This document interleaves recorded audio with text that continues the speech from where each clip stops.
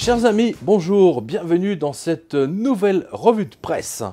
Et on a un invité que nous allons passer au tamis, Bernard Monod, le conseiller économique du FN, qui porte, paraît-il, une lourde responsabilité dans les conseils qui ont été donnés à Marine. On va y revenir tout à l'heure. Et surtout, c'est la raison pour laquelle il est là, c'est parce qu'il se trouve au Parlement européen. Donc vous êtes député au Parlement européen. Français. Donc, français, absolument. Et vous êtes, comme je l'ai déjà dit, dans le cœur de la bête. Il vous arrive souvent d'apostropher le gouverneur de la Banque centrale, Monsieur Mario Draghi. Monsieur le Président Draghi, la doxa mondialiste actuelle voudrait faire croire que l'économie va mieux, et notamment le redressement de la croissance dans les pays de l'Union européenne serait dû à la politique accommodante de la BCE. Mais cette vision idéalisée ne prend pas en compte le niveau très élevé des risques systémiques. Premier danger, le volume d'endettement privé au sein des pays de l'OCDE est himalayen. La remontée des taux d'intérêt à long terme aura un effet catastrophique avec des faillites en chaîne. Loin de votre résilience fantasmée, Monsieur Draghi, le modèle économique ultralibéral et mondialiste nous conduit vers le pire krach de tous les temps. J'espère que la BCE en est consciente et s'y prépare. Vous êtes vraiment dans le système et vous allez nous donner votre éclairage sur toutes les informations, parce qu'on en a quand même quelques-unes là, dans cette revue de presse. Alors avant d'aller plus loin, je souhaite remercier tous les lecteurs, vraiment, vous avez été absolument adorables, qui êtes venus donc à Lisieux, à Soissons, à Dunkerque. Je suis revenu avec beaucoup de bière, de cidre, de gâteaux, de chocolat. Je vous en remercie, je vois que vous continuez toujours à penser à ma ligne. Et donc j'aurai le plaisir de vous retrouver dans les prochaines rencontres dédicaces que vous verrez, je pense que vous avez vu juste avant. Bernard Monod, on avait fait ensemble une revue de presse. Alors, je me souviens plus, c'était 3 ou 4 mois avant les élections. Et c'était très intéressant parce que je vous avais posé une question. Est-ce qu'il faut rester dans l'euro? Vous nous avez expliqué qu'il y aurait donc 2 monnaies en parallèle. Et alors, déjà, à l'époque, lorsque la revue de presse est sortie, il y a eu tout un tas de commentaires, de réactions. J'ai eu plein de mails. On dit, mais c'est quoi l'histoire de 2 monnaies, etc. Et finalement, lorsque le fameux débat, marche funèbre, là, ça s'impose, le fameux débat est arrivé entre Emmanuel Macron et Marine Le Pen, on a vu 2 choses. D'une part, Marine Le Pen est arrivée avec justement ce principe de 2 monnaies. Donc face à un inspecteur des finances et quand même un spécialiste économique, elle n'avait véritablement aucune chance.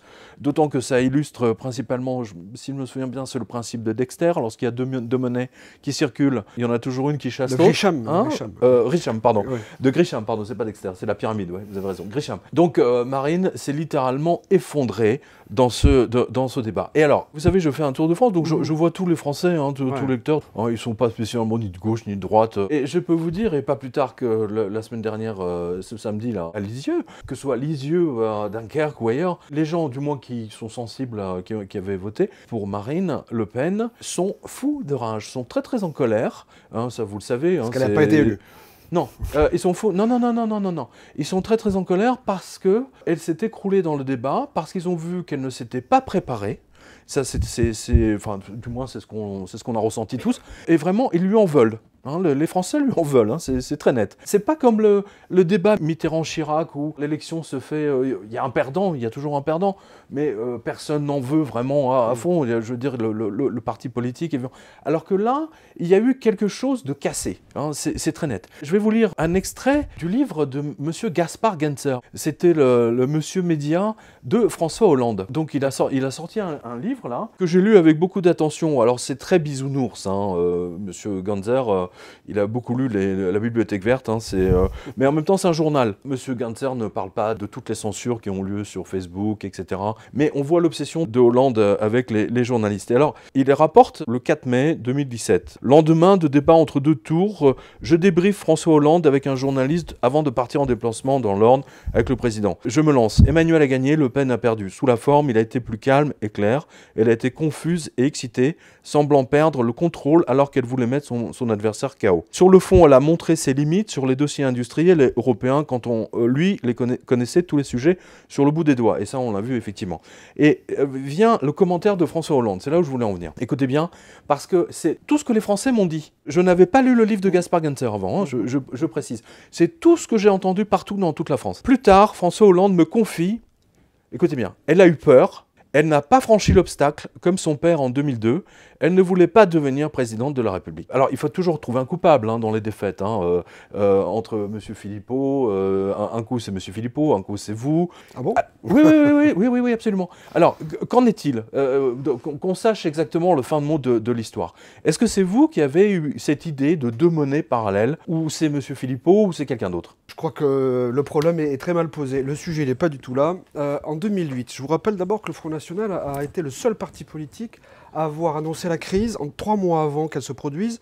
Je vous rappelle la chute de Lehman Brothers le 15 septembre. Le 24 juin 2008, il y avait une conférence de presse faite par le Front National qui annonçait la crise d'ici la fin de l'été. Non mais d'accord. Non mais attendez, je vous explique par A plus B.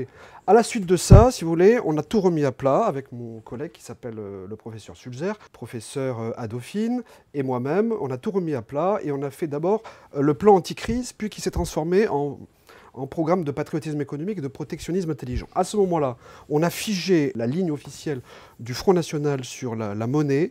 C'était un nouveau franc français, au niveau français, donc national, et le retour au système monétaire européen d'avant 1999, qui était donc à l'époque l'écu. Alors on peut l'appeler l'euro-monnaie commune. Nous avons figé ça comme ça a été entériné par les instances du mouvement. Et se pointe 2 ans ou 2 ans et demi ou 3 ans après Florian Philippot, qui devient rapidement donc le responsable de la communication, mais qui pour lui, n'ayant pas d'expérience dans ces domaines-là, etc., et n'ayant pas travaillé avec des professionnels, a voulu sortir radicalement de l'euro. Et la communication s'est orientée dans ce sens-là, avec une sortie radicale de l'euro. Et c'est ce qui passait sur les médias matin, midi et soir, et qui rentrait dans les esprits d'année en année. Mais il faut savoir qu'il y a eu une déformation du programme qui s'est transformé en sortie radicale de l'euro. La situation est confuse, c'est le moins qu'on puisse dire. C'est avec quoi on paye? On sort ou pas de l'euro? Il faut retrouver On revient au franc ou pas? Il faut retrouver notre monnaie nationale. Donc on revient au franc? C'est essentiel. D'accord. Essentiel. Donc on revient au franc. Donc vous proposez bien de sortir de l'euro? Non, je veux renégocier pour que l'euro, on s'en libère et on le transforme en monnaie commune. C'est ce qu'il était avant qu'il devienne la monnaie de la France. Mais on paiera avec de l'euro ou pas? Que les choses soient très claires. Non, on ne paiera pas avec de l'euro. Personne ne paiera avec de l'euro. Car avant, mais ça existait juste avant l'euro.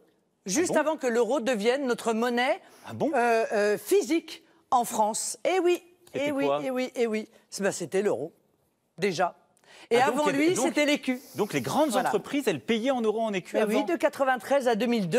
Il ne peut pas y avoir... Lors du débat, c'était clair. Elle s'était effondrée, surtout avec les deux monnaies. Parce qu'elle était perturbée avec cette démonstration qui était faite. Mais ça se prépare une réunion comme ça, un débat?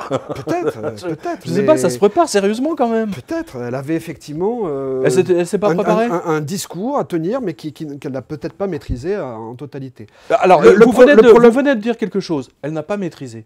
Qu'elle n'a pas maîtrisé avec un double discours, en fait. Il n'y a pas de double monnaie, il y a un double discours qui dit double monnaie, du double discours, par définition. Non. Il y a en France, il ne peut, et comme toujours de toute l'histoire de France, il n'y a toujours eu qu'une seule monnaie qui a cours légal. Avant, c'était le franc, l'ancien franc, avant 1958. Et puis c'est passé à l'euro. Mais il n'y a toujours qu'une seule monnaie. Même à l'époque du système monétaire européen, où nous avions l'écu.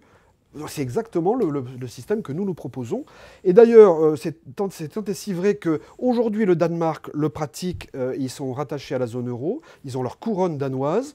Et ils sont, au niveau international, rattachés à l'euro, monnaie unique. Pour le moment, en tout cas, nous, c'est ce que nous on proposait. Je suis stupéfait par le manque de préparation. L'incroyable manque de préparation. Vous venez d'expliquer ça, on va dire en 1 minute. Je ne comprends pas pourquoi ces explications n'ont pas été données par Marine Le Pen pendant toutes les réunions, toutes les conférences qui ont lieu pendant les mois de campagne. C'est très bizarre. On l'a fait. Le seul problème, c'est il y a un vrai souci. Enfin, bon. Le seul problème, c'est que celui qui tenait la communication, qui n'est plus là aujourd'hui, revenait chaque fois sur le sujet avec sortie radicale de l'euro. Il disait même qu'au bout de 6 mois, on allait payer la baguette en francs, rappelez-vous. Voilà, donc c'est totalement irréaliste. Donc en fait, si je résume bien, Marine Le Pen avait 2 conseillers, donc elle a essayé de faire plaisir aux 2, et du coup on s'est retrouvé avec 2 monnaies, hein, c'est ça? Non, mais si je fais un résumé... Non, mais il y a même eu un changement de tactique au deuxième tour, où elle a effectivement parlé de l'écu et du nouveau franc, ce qui, en fin de parcours, arrivait beaucoup trop tard, en termes pédagogiques pour les Français, et ce qui les a perturbés. C'est ça, c'était assez anxiogène.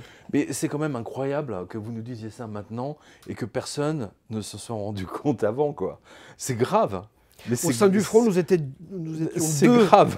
deux à tenir en permanence le discours. C'était le professeur Sulzer et moi-même.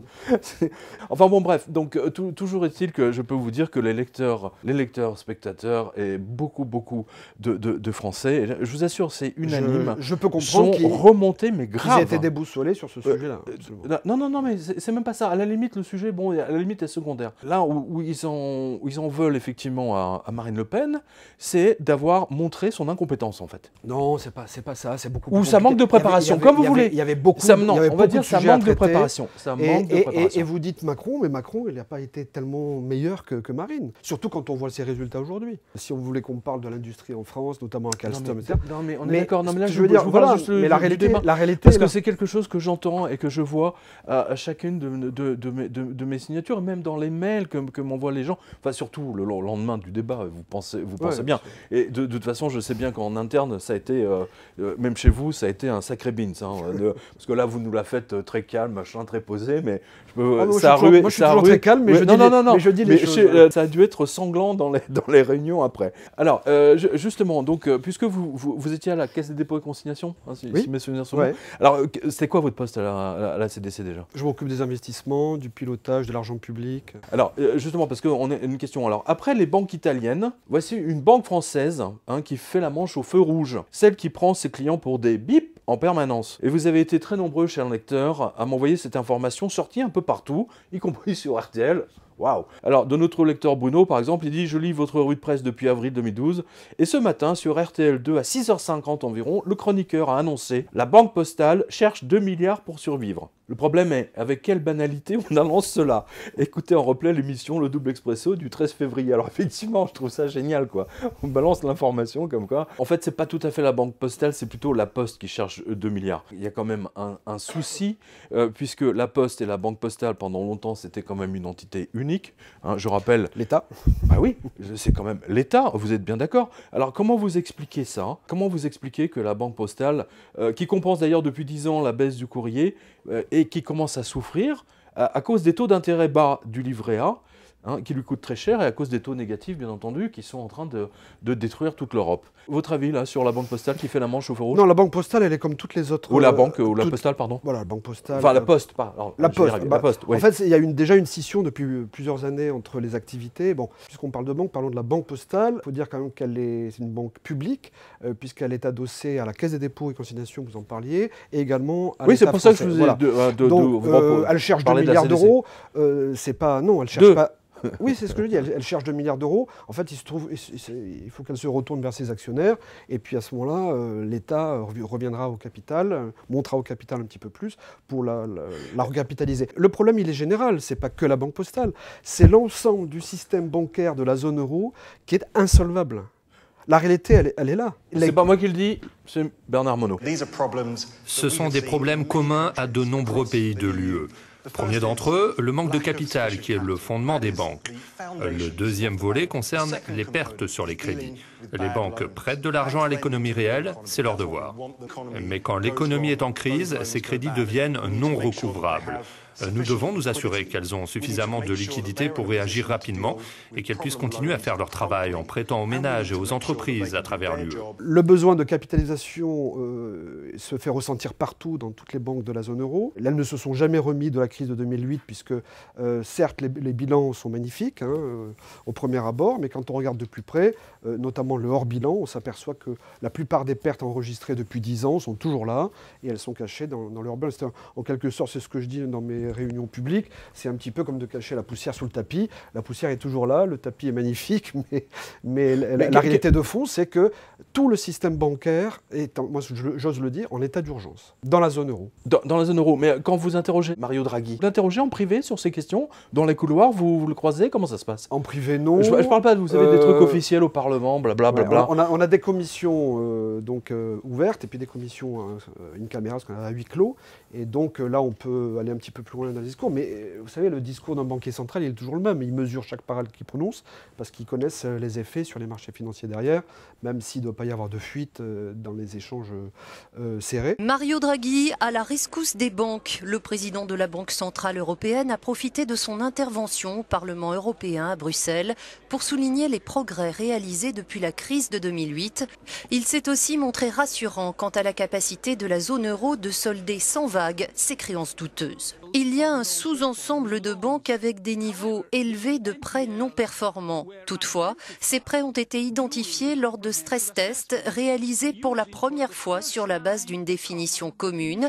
Nous sommes donc bien placés pour réduire ces créances douteuses de manière ordonnée au cours des prochaines années. Le seul problème, c'est qu'il ne vous dira jamais la vérité, puisque lui-même est là pour stabiliser, pour assurer à la fois le système bancaire, puisqu'il en a la responsabilité, la supervision, la résolution, etc., donc ce qu'on appelle l'union bancaire, et qu'il est en charge également de piloter la politique monétaire. Donc il ne va pas vous dire le fond de sa pensée. Et vos autres collègues députés européens des autres pays, qu'est-ce qu'ils disent?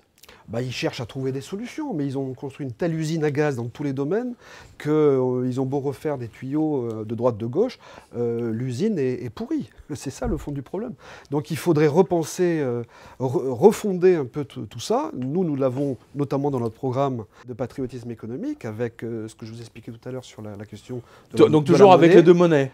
Non, il n'y a pas de monnaie. Non, vous savez, il y a le national et l'international, donc une monnaie pour chaque. Voilà. Je veux dire, voilà. C'est pas... Enfin bon, passons. Mais comment ça se passe? Non mais attendez, revenons parce que le sujet est extrêmement important. Bernard Monod, c'est trop tard. Tous les citoyens qui ont vécu jusqu'à 1999, qui vivent encore aujourd'hui, qui ont connu avant 1999. Oui, on avait le franc. Il y avait le système monétaire européen, il y avait l'écu pendant 20 ans, de 79 à 99. Oui, mais non, et il y avait la monnaie nationale. Non, vous allez au Royaume-Uni, ils ont la livre sterling. Bernard Monod, vous allez au Danemark. D'accord avec vous. C'est pourtant la réalité. Non. Vous avez alors parce qu'à ce moment-là, vous pourrez aussi dire qu'il y a la monnaie banque centrale.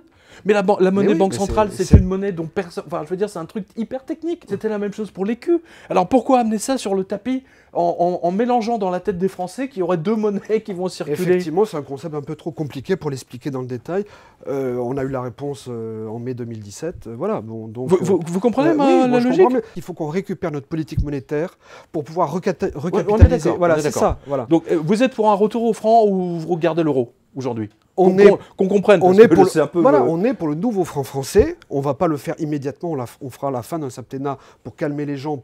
Et puis, vous savez, l'euro, il est en agonie à l'heure actuelle. Hein. Pour moi, le 9 mars 2015, l'euro monnaie unique est mort. Sinon, Draghi n'aurait pas injecté 2200 milliards d'euros dans la zone euro depuis 3 ans pour soutenir l'euro et les banques et le système bancaire. Et le système bancaire. Tout est lié. Hein. Absolument. Tout est lié. On est d'accord. Alors justement, puisqu'on parle de ça, donc là, on est dans vos cordes. Alors, Lost in Translation, hein, vous connaissez tous le film. Banco Piccolo Credito. Je l'invente pas. Valtellinese, et en japonais ça donne Va Hassan Shite Hiru. Alors les conséquences du surendettement de l'Italie se mesurent chaque mois en ce moment même, avec encore une autre banque qui rend l'âme. Oh certes, on ne vous présente pas comme ça. Hein. C'est une banque qui a besoin de recapitalisation pour passer l'année. Le problème c'est qu'on est au mois de février, là. Enfin demain on va être au mois de mars, mais bon, c'est juste le début de l'année. Donc ils ont déjà besoin de plusieurs milliards pour finir l'année. Vous voyez le processus. Alors le PDG de la Banco Piccolo donc, a joué du pipeau. Bah oui. Il n'a pas manqué de culot non plus lors de sa conférence de presse quand il a expliqué que pour achever son plan de développement 2018-2020, donc lire ou comprendre un plan sur la comète italienne, donc l'aide de la BCE, donc il a besoin de la BCE et de Rome, l'aide de la BCE, pardon, n'est pas suffisant. Traduction, la banque est en faillite, les caisses sont vides, et donc ils sont mourus. Et il dit, les 700 millions d'euros qu'on a ramassés ne seront pas suffisants, sous-entendu, pour terminer 2018. On a besoin d'une nouvelle action stratégique de 803 millions d'euros pour renforcer notre capital. Donc encore un type qui fait la manche au feu rouge italien. Bernard Monod, ça vous inquiète pas, là, toutes ces banques italiennes? Parce que depuis qu'on fait de la revue de presse, je pense en 2 ans, ça doit être la 10e banque italienne qui est rachetée pour 50 centimes, quoi. À peu près. Plus en Espagne, plus le Portugal. Mais est-ce que vous abordez ces problèmes véritablement dans les commissions financières bancaire, etc. Ah oui, tout le temps, c'est en permanence. On parle que de recapitalisation des banques, de sauvetage, d'union bancaire. Là, l'obsession du gouvernement actuel, Macron, Édouard Philippe et, comme il s'appelle, Bruno Le Maire, leur obsession, c'est de boucler avant le mois d'octobre la finalisation de l'union bancaire, vous savez, le fameux troisième pilier de fonds de garantie des dépôts européens, qui ne verra jamais le jour. Ça, c'est un mensonge. Alors, je tiens à le dire à vos téléspectateurs, c'est un mensonge absolu quand on nous dit qu'il y a 100 000 € de garantie des dépôts. Oui, non, c'est un mensonge absolu. L'Allemagne n'en veut pas. Ah, bon entendeur, salut. L'Allemagne n'en veut pas, ils ne veulent pas mutualiser les risques. Ils veulent bien se faire enflouer quand ça va mal. D'ailleurs, entre parenthèses, Deutsche Bank et Commerzbank sont en grande difficulté. Ça, c'est aussi, mais ça fait des années, là. Mais là, ça s'accentue. Et donc, bien entendu, les Allemands aiment bien quand ça vient chez eux, mais quand il faut renvoyer l'ascenseur, c'est terminé. Oui. Donc, cette union bancaire, et notamment la garantie des dépôts de 100 000 €, est un mensonge institutionnel. Voilà, j'ose le dire. Ça ne verra jamais le jour. Écoutez, mensonge institutionnel, donc vous faites bien d'en parler parce que beaucoup de mes lecteurs, notamment de la Société Générale, reçoivent, alors c'est par vague, parce que ça dure depuis 1 an et demi, et donc ils reçoivent au courrier... Dans leur relevé de banque avec leur relevé de banque, la fameuse lettre, vos dépôts sont garantis jusqu'à 100 000 €, blablabla, etc. Et les gens me scannent et me l'envoient, je dis oui, j'ai enfin reçu le truc dont vous parliez depuis des années. Eh bien, chers amis, Bernard Monod vient de vous dire, c'est Tintin. Alors tiens, on va finir avec nos amis italiens. Alors, ce que le PDG de la Banco Piccolo a oublié de dire, c'est que la Banque centrale italienne a même été obligée d'ouvrir une enquête, sur la banque qui a ruiné des riches clients en leur vendant des produits toxiques. Dans le tas, il y avait des grosses huiles de quelques anciens ministres italiens. Donc, ils n'ont pas pu fermer les yeux, vous voyez, comme ils ont fermé les yeux sur l'assassinat de David Rossi à la Montepaschi de Siena. Et du coup, la Banco Piccolo Credito est obligée de provisionno aussi pour rembourser ces malotrous qui ont osé se plaindre d'avoir été volés. Dernière chose, les inspecteurs de la Banque centrale ont découvert des irrégularités comptables. Comprenez par là des escroqueries comptables. Bon, mais ça c'est autre chose. En japonais, ça donne kaikai sagi. Et donc validé par les commissaires aux comptes italiens. Je précise, donc ils ont découvert des escroqueries, mais qui avaient été validées sur les bilans précédents par les commissaires aux comptes. C'est absolument extraordinaire. C'est juste absolument énorme. Donc ça rejoint ce que vous dites. Toutes les banques européennes sont en faillite et ne tiennent debout que grâce à la complicité... De la zone euro. De la zone euro. On est bien d'accord. Mais et ne tiennent que grâce à la complicité des comptables, des commissaires aux comptes, qui ont validé des comptes, des bilans totalement bidonnés. Alors moi je préconise une nouvelle règle au bilan comptable des banques, qui soit rédigé dans un mélange d'italien et de japonais. Lost in translation, voilà, ce sera encore plus complexe, afin que les régulateurs aient encore plus de mal à y voir clair. Votre commentaire sur le fait que les bilans des banques soient bidonnés? Mais c'est un gigantesque organisation de sécurisation des clients. Imaginez que les clients sachent la vérité. Qu'est-ce qu'il adviendrait? Ils viendraient retirer leurs espèces, faire des transferts de banque à banque, etc., peut-être hors de la zone euro de l'Union européenne, et puis ce serait un bank run. Donc tout est fait pour rassurer les gens, on stabilise, on renforce, on relève la capitalisation des banques avec les règles de Bâle 2, 3, 4, etc.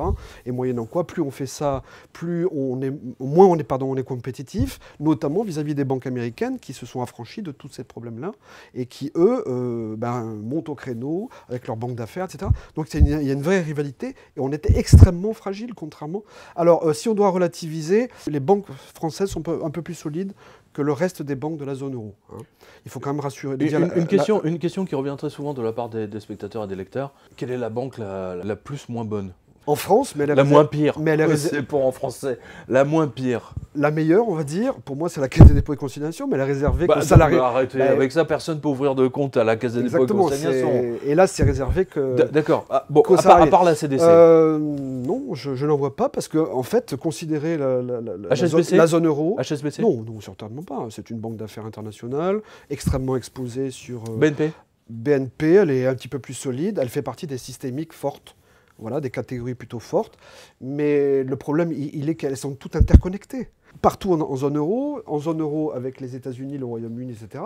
Donc il suffit qu'il y ait une mèche qui s'allume à New York et ça viendra faire exploser la zone euro. Justement, je rappelle simplement 2007-2008, la crise des subprimes, c'est exactement ça.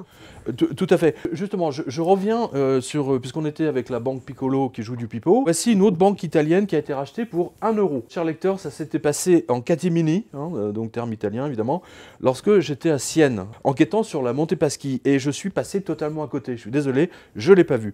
Et c'est la Banco Etruria, une autre banque toscane en bonne santé, qui a été rachetée, je vous le donne dans le mille, le 17 décembre. 17 décembre 2017 pour une poignée de cerises par la Ubi Banca. Et cela n'a été officialisé que le 7 janvier afin que tout le monde passe à côté. Et c'est réussi, comme quoi, moi aussi, je suis passé à côté. Donc encore une autre banque. Et alors, il y a un livre qui est sorti, c'est M. Drummond, notre lecteur, qui me l'a signalé. Il y a un livre qui vient de sortir en Italie, Lo scandalo di Banca Etruria, raccontato dai risparmiatori truffati. C'est truffé de révélations, comme son nom l'indique. Voilà. C'est un grand article du Tempo. De l'italien. Vous pensez que les Italiens vont tenir combien de temps? Parce que 10 banques comme ça qui sont rachetées les unes après les autres, même en France, on n'avait pas vu ça en 2009-2010.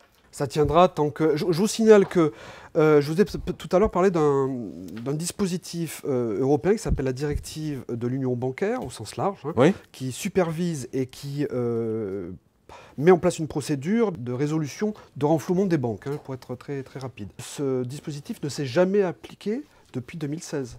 Ça veut bien dire que c'est le feu aux poudres. C'est ce qui s'est passé en Italie. En fait, c'est l'État qui a remis la main à la poche pour sauver la Monte Paschi. Parce que sinon, il fallait appliquer ce qu'ils appellent le buy-in. Le buy-in, c'est la spoliation et la confiscation des dépôts bancaires des clients pour renflouer le capital de la banque. C'est ça la réalité. C'est ce que propose aujourd'hui l'Union européenne. Bon, nous sommes radicalement opposés politiquement à ça et philosophiquement à ça.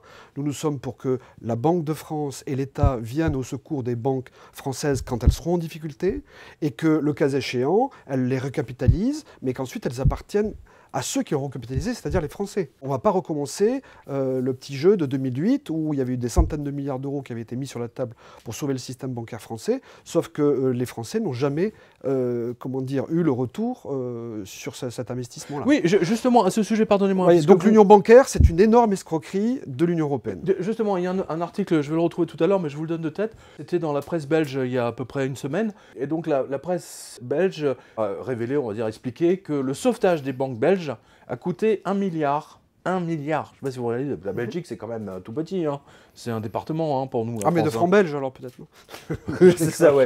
C'est 1 milliard de francs belges, ouais. Non, euros. 1 milliard d'euros pour sauver. C'est ce que ça a coûté au peuple belge. C'est purement scandaleux. Bien sûr. Combien ça a coûté c'est ce qui s'est passé au peuple français? Vous avez une idée? C'est ce qui s'est passé en 2008. Je me souviens que Sarkozy avait sorti le carnet de chèques pour environ 340 milliards d'euros de mise en garantie, c'est pas décaissé, mais depuis, les Français ont versé environ 72 milliards d'euros en l'espace de 8 ans, si je me souviens bien, pour constituer d'abord le Fonds européen de stabilité, puis le FESF, puis devenu le MES, le mécanisme européen de stabilité, qui veulent maintenant, d'ici la fin de l'année, transformer en Fonds monétaire européen, mais ça va être l'outil pour faire marcher à la schlag les pays qui ne rentreront pas dans les règles du pacte de stabilité. C'est ce qu'avait dit le ministre des Finances allemand avec les Grecs. Je veux que les Français entendent... Le terrible Schäuble. Exactement, je veux que les Français entendent les cris des Grecs pour qu'ils restent pour qu'ils suivent la voie, la discipline, Hartung. C'est ça. Voilà. Donc c'est un outil d'hyper-austérité qui est en préparation pour obliger les gens, et les États surtout, à réduire les budgets, à réduire les dépenses publiques, et donc bien entendu voir les reculs des services publics partout. C'est pour ça que vous entendez parler maintenant de la SNCF, des hôpitaux publics, des universités, des CCI qui vont... J'étais à La Réunion il y a 3 semaines et on apprend que la CCI de l'île de La Réunion va probablement fermer ses portes parce que toutes les CCI ont été fermées. Voilà, ça je l'ai vu, ça a commencé il y a 3 ans. Ils ont d'abord pompé les trésoreries, puis maintenant ils ferment les trésoreries aussi. Non, je parle des trésoreries de la CCI. Non, mais des trésors également les trésors publics, les casernes, les gendarmeries, tout y les passe. maternités, les hôpitaux, tout va être fermé. C'est le recul Privatisation totale. Voilà, privatisation quand c'est juteux, quand c'est rentable. Exactement. Mais quand c'est plus rentable, vous voyez l'exemple, voyez le débat depuis lundi sur la SNCF, tout à fait. Où on est prêt à abandonner les petites lignes non rentables et donc qui vont arrêter de desservir l'ensemble du territoire. Donc c'est un recul effectivement de l'État. Alors justement, on parlait des banques. Oui, quoi tout est lié, c'est ce que je veux dire par là. Oui, on a bien compris. Justement, la CIA, donc on salue les représentants de la CIA en France, à Neuilly. On a vu que la Corée du Nord se sert des banques lettonnes pour payer ses fournisseurs. Du coup, elle a demandé à la Banque Centrale Européenne, via le Trésor américain, mais bon, de suspendre les transactions avec la Lettonie pour non-transparence et blanchiment d'argent. Ce qui est amusant, c'est que les banques américaines, elles continuent à blanchir l'argent des cartels de drogue mexicains, etc. Vous avez d'autres informations, vous pouvez les retrouver sur le cartel de drogue. Vous faites CTRL-F sur ma revue de presse et vous cherchez cartel, par exemple. Vous allez retrouver. Réponse des Lettons. Alors, c'est là où votre commentaire va être intéressant. Ils ont mis en prison un cadre souverain qui a pourtant une sorte d'immunité diplomatique, on va dire, de la BCE, pour avoir accepté 100 000 € en pot de vin. Alors, vous avez des infos là sur ce pot de vin là de ce monsieur? Oui, on a nos renseignements de l'intérieur. Et ce que l'on a appris, c'est que, citons-le, parce qu'il a été mis en accusation, même si on respecte la présomption d'innocence, moyennant quoi, il a quand même été mis en accusation par plusieurs patrons de banque lettons. C'est énorme. Il semblerait, d'après il est membre du directoire de la BCE. Absolument, de l'Eurosystème. Donc en fait, c'est l'équivalent de M. Villeroy de Galhau en France. Oui, c'est le gouverneur de la central Banque de France, et donc de la banque lettonne. Et donc, il a été accusé par plusieurs patrons du système bancaire de Lettonie, de corruption, d'extorsion de fonds, pratiquement, de 100... Pas 100 000 énorme. Non, mais pas 100 000, ce que vous dites. pas 100 000 € une fois, one shot. 100 000 € par mois. Par mois, depuis plusieurs années, qui sont réclamés, parce que sinon, il y a menace d'audit nouveau, de contrôle de la banque à nouveau. Et donc, c'était du racket, en quelque sorte. Donc là, on a un gouverneur central de banque. Donc voilà, donc il est accusé de ça, ça ne veut pas dire qu'il est responsable. Donc il a quand même fait de la garde à vue là-bas.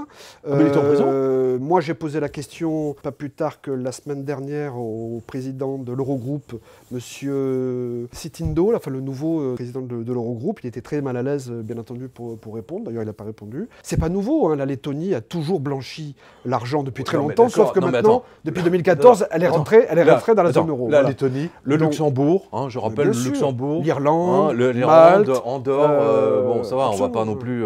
les Pays-Bas. Les Pays-Bas, absolument. Mais plutôt blanchisseur officiel, blanchisseur de la reine. Non, pas de la reine. Des États-Unis, blanchisseur officiel de toutes les multinationales américaines qui font transiter tout ce qu'elles économisent au Luxembourg, ça passe ensuite par la Hollande. C'est très intéressant. Oui, il faut le savoir. Alors, moi, mais juste pour préciser ces pays-là, c'est plutôt sur l'évasion fiscale et la fraude à la TVA, puis les départs dans les paradis fiscaux.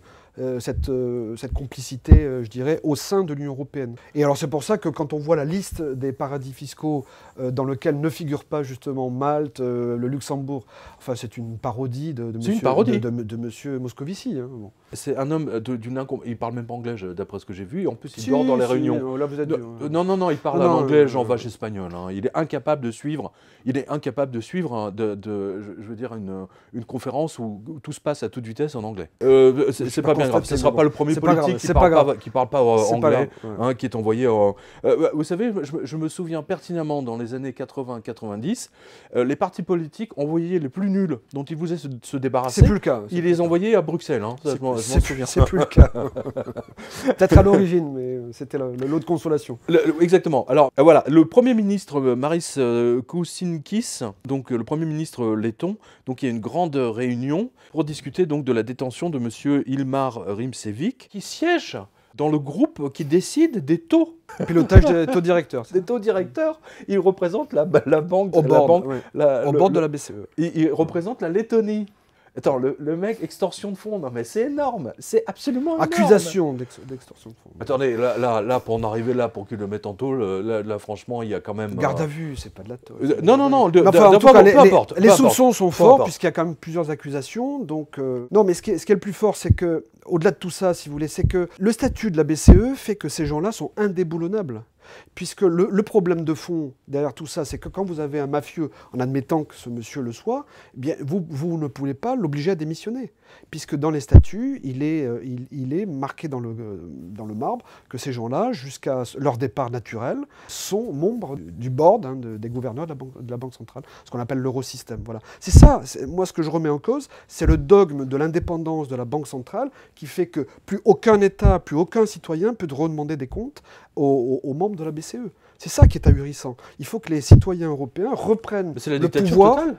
C'est un régime totalitaire. C'est une dictature bancaire qui plus est. Voilà. Parce que à partir du moment où les pays n'ont plus leur monnaie, totalitarisme, moi je parlais de totalitarisme. Mais le problème c'est qu'on a perdu l'indépendance de la Banque de France, d'abord, puis de la BCE, ont fait que tout ça a été perdu pour les citoyens. Oui, et s'ils ne reprennent pas le pouvoir, ce sera la fin de leur existence économique, on va dire. Hein. On est d'accord. Alors justement, je finis cet article où je demande, mais de quoi se mêle la CIA en Europe, hein? Réponse de James Woolsey, qu'on lui a posé la question sur la CIA intervient dans les élections européennes. Donc sa réponse a été, mais c'est pour leur bien.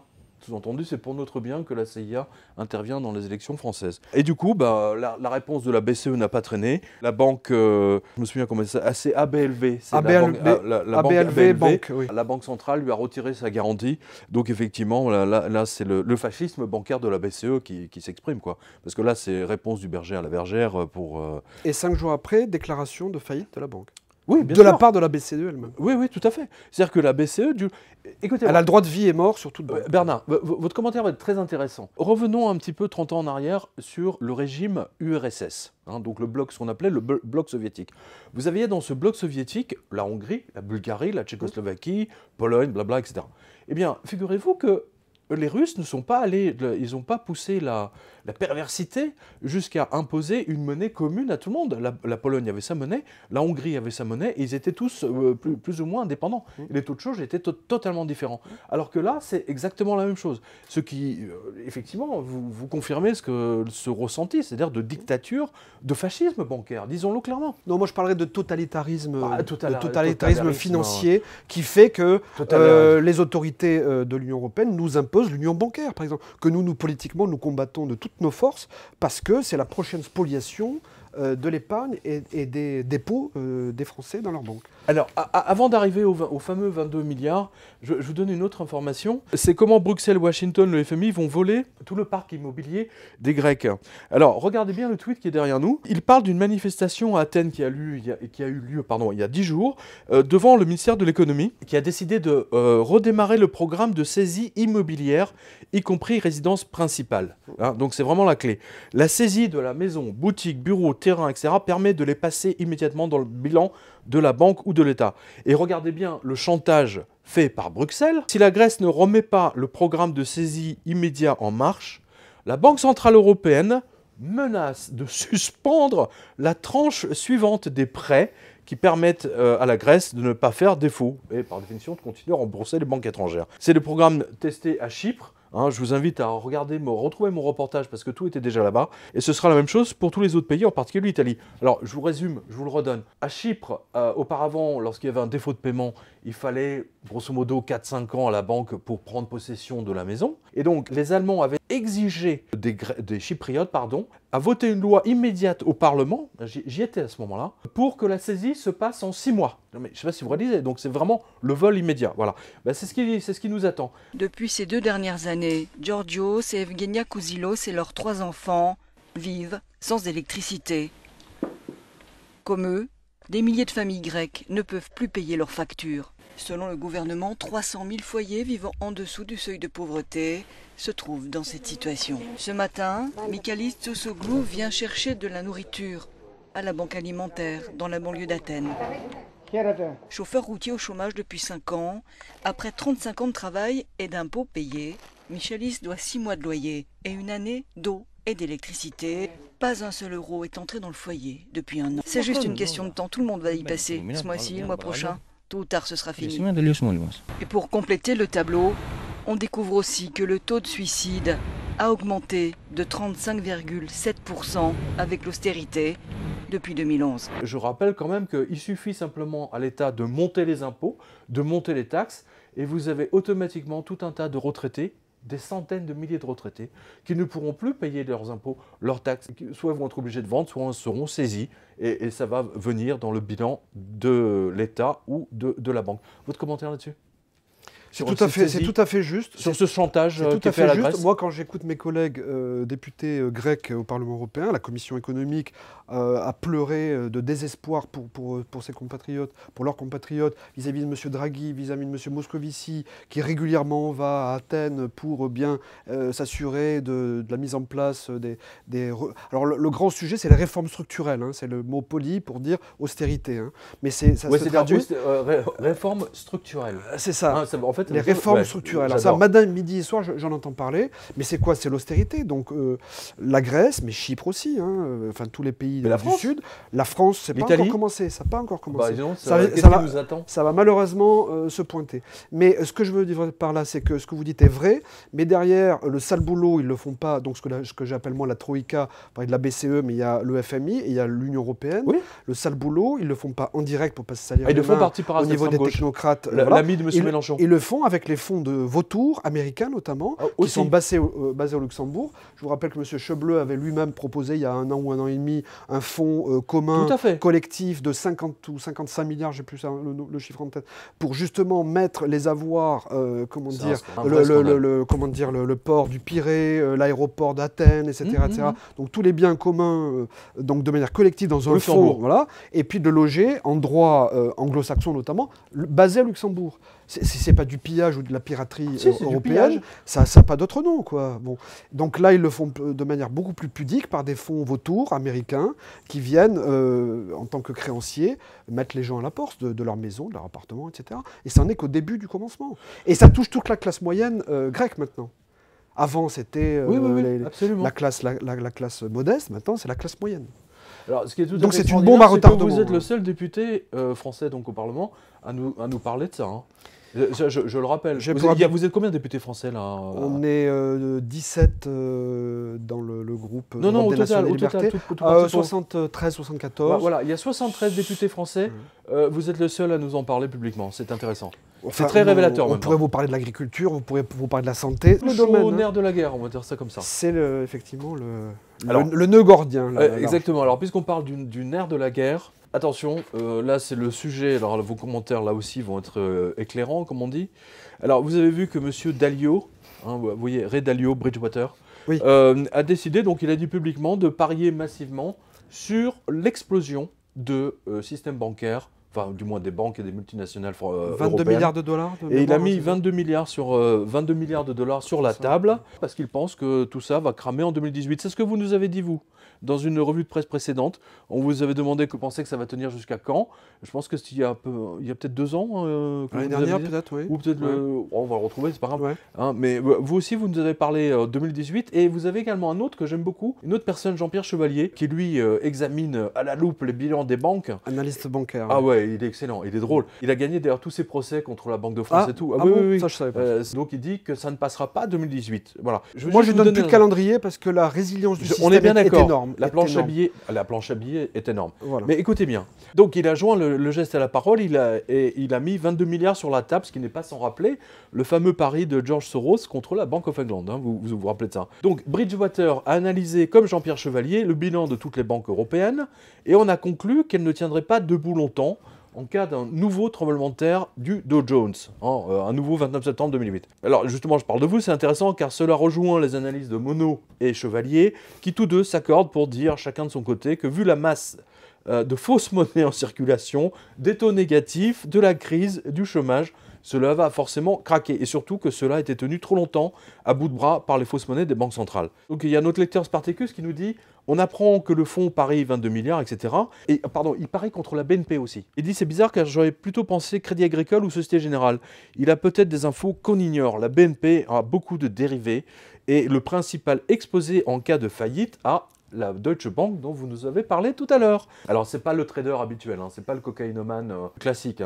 Comment dire, c'est un mystique. Il fait 1 heure de méditation par jour. Ce qui est que pour un trader, puis qui vont plutôt au bar à pute, c'est pas tout à fait la même catégorie. Avant de jouer les prédateurs, quoi. ouais, tout à fait. C'est rare, c'est très rare un trader qui prie. C'est un samouraï. Voilà, c'est un samouraï. Et donc il avait lui parié déjà en 2007 contre le système, exactement comme Paulson. Ce mysticisme lui a permis de voir les choses autrement et de prévoir l'explosion de 2008. ce que j'avais fait aussi, hein, au passage, grâce auquel il est devenu l'un des hedge funds les plus puissants de la planète. C'est pas mon cas. Et aussi le 69e homme le plus riche de la Voie lactée. C'est pas votre cas non plus, ni la mienne. Voilà. Mais son radar lui a permis de voir à l'avance les turbulences et de parier contre. Parce que dans ces trucs-là, vous avez déjà intérêt à avoir 200 millions pour le mettre sur la table, pour faire 2 milliards et ainsi de suite. Il faut miser. Voilà, il faut miser, gros. Et donc, il a même écrit un livre dans lequel il jette par-dessus bord toutes les théories économiques contraires, qui sont contraires les unes aux autres, c'est pas vous qui... vous êtes d'accord? Et c'est précisément sur son axiome des 3 vagues qu'il a pris la décision de shorter l'Europe en 2018. Je suis très curieux de voir comment Macron va prendre cette disposition, parce que c'est un banquier quand même, Macron, pour se protéger de la machine Bridgewater. Alors, attention Bernard Monod, votre analyse sur cette prise de position massive contre l'Europe. Les banques européennes, toutes les banques européennes. Oui, voilà, toutes les banques européennes, c'est pas une en particulier. Il y a les banques italiennes, les banques ça rejoint ce que je vous ai dit tout à l'heure, c'est la zone euro. Voilà, c'est la zone euro qui est en état d'urgence les entreprises, bancaire. Fiat, Renault, tout y passe. Absolument. Bon. Maintenant, c'est son boulot de faire des paris sur des zones, c'est son métier. Et pour relativiser un petit peu ce que vous dites par rapport à ça, et 22 milliards, c'est une goutte d'eau dans l'océan du shadow banking qui se pratique sur les dérivés, sur tous les marchés, etc. Bon, simplement, c'est la première fois qu'on en voit ouvertement un qui parie contre à l'heure actuelle. Vous savez, attendez, Bernard, vous avez lu 777 et 666. Oui, absolument. Eh ben, je peux vous dire que ma boîte mail a explosé l'autre jour lorsque Wall Street a baissé de 666 points. Ah, ça a été... même le New York Post en a fait la une absolument extraordinaire de Devil in the Index, ou je ne sais pas quoi. C'était des trilliards qui ont été perdus et la Fed est venue à la rescousse. Ils ont tout remonté au cric avec la fausse monnaie. Absolument, non, mais ça on est d'accord. Hein. C'est le péril, le péril des peuples, c'est les banques centrales. On est bien d'accord. Hein. Ce que je veux dire par là, c'est que bon, c'est la vie quotidienne d'un trader de spéculer à la hausse ou à la baisse. 22 milliards, c'est quand même pas... 22 milliards, c'est dérisoire au niveau des flux. C'est dérisoire, mais ça ne l'est pas. Mais ce qui est choquant, c'est qu'effectivement, ils visent spécialement la zone euro et ils veulent effectivement que ça tombe. Bon. Vous pensez que les Américains, une partie des Américains veulent faire tomber l'Europe? Mais les Américains sont en guerre économique, financière et bancaire depuis les années 70. Non, mais d'accord, mais ils n'ont aucun intérêt à faire tomber le système, sinon ils vont... sauf s'ils parient sur la perte. Mais les banques d'affaires, en l'occurrence, ce qu'elles cherchent, c'est à faire du profit. Point barre. Le reste, vis-à-vis des États et des peuples, c'est pas leur problème.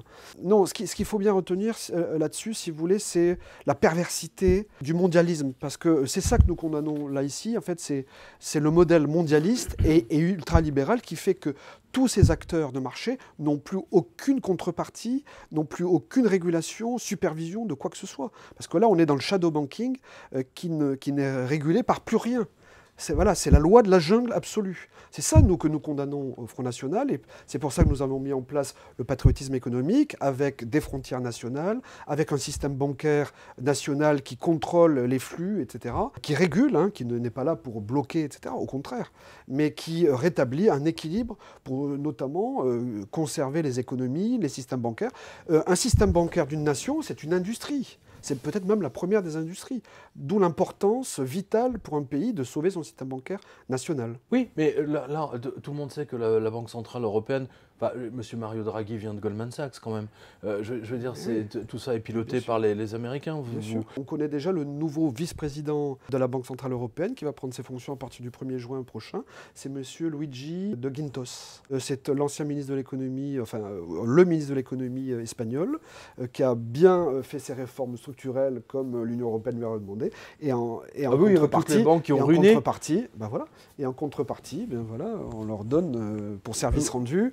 On leur donne un os, quoi. Une bonne place au sommet de l'édifice. C'est 50 000 euros par mois, 60 000, c'est à ce niveau-là? Je ne sais pas, mais peu importe. Si vous voulez, c'est le pouvoir que vont obtenir ces gens-là, comme M. Draghi. Pour moi, Mario Draghi, le président de la BCE, est l'homme le plus puissant de la zone euro. On est tout à fait d'accord. Tous les autres sont des polichinelles.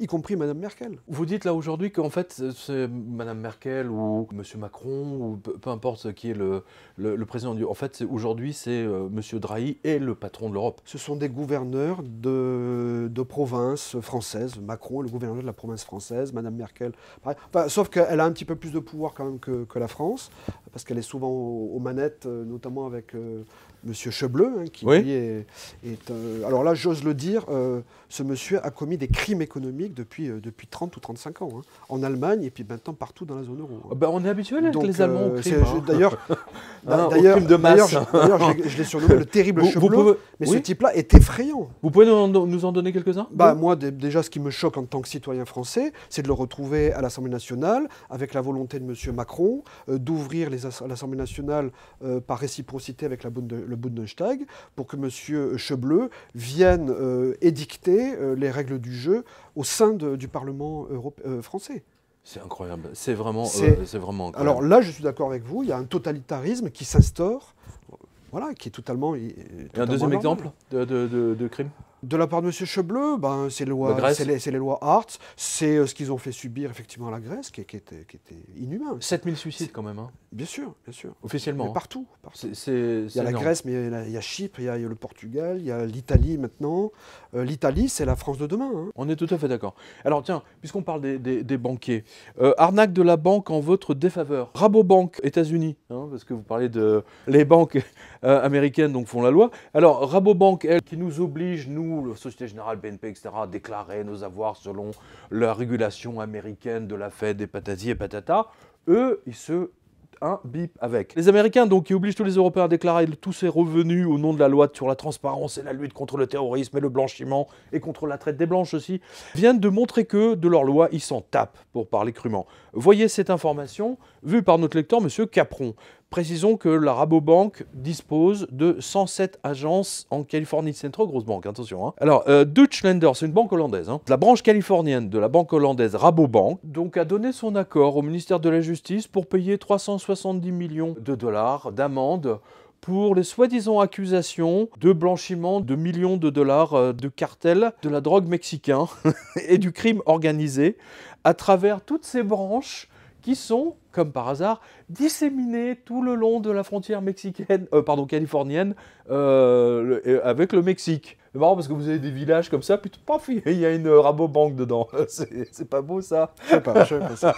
Le mec il passe par des tunnels, il dépose des sacs entiers, des sacs postaux d'argent liquide. Non mais attends, c'est rempli d'argent.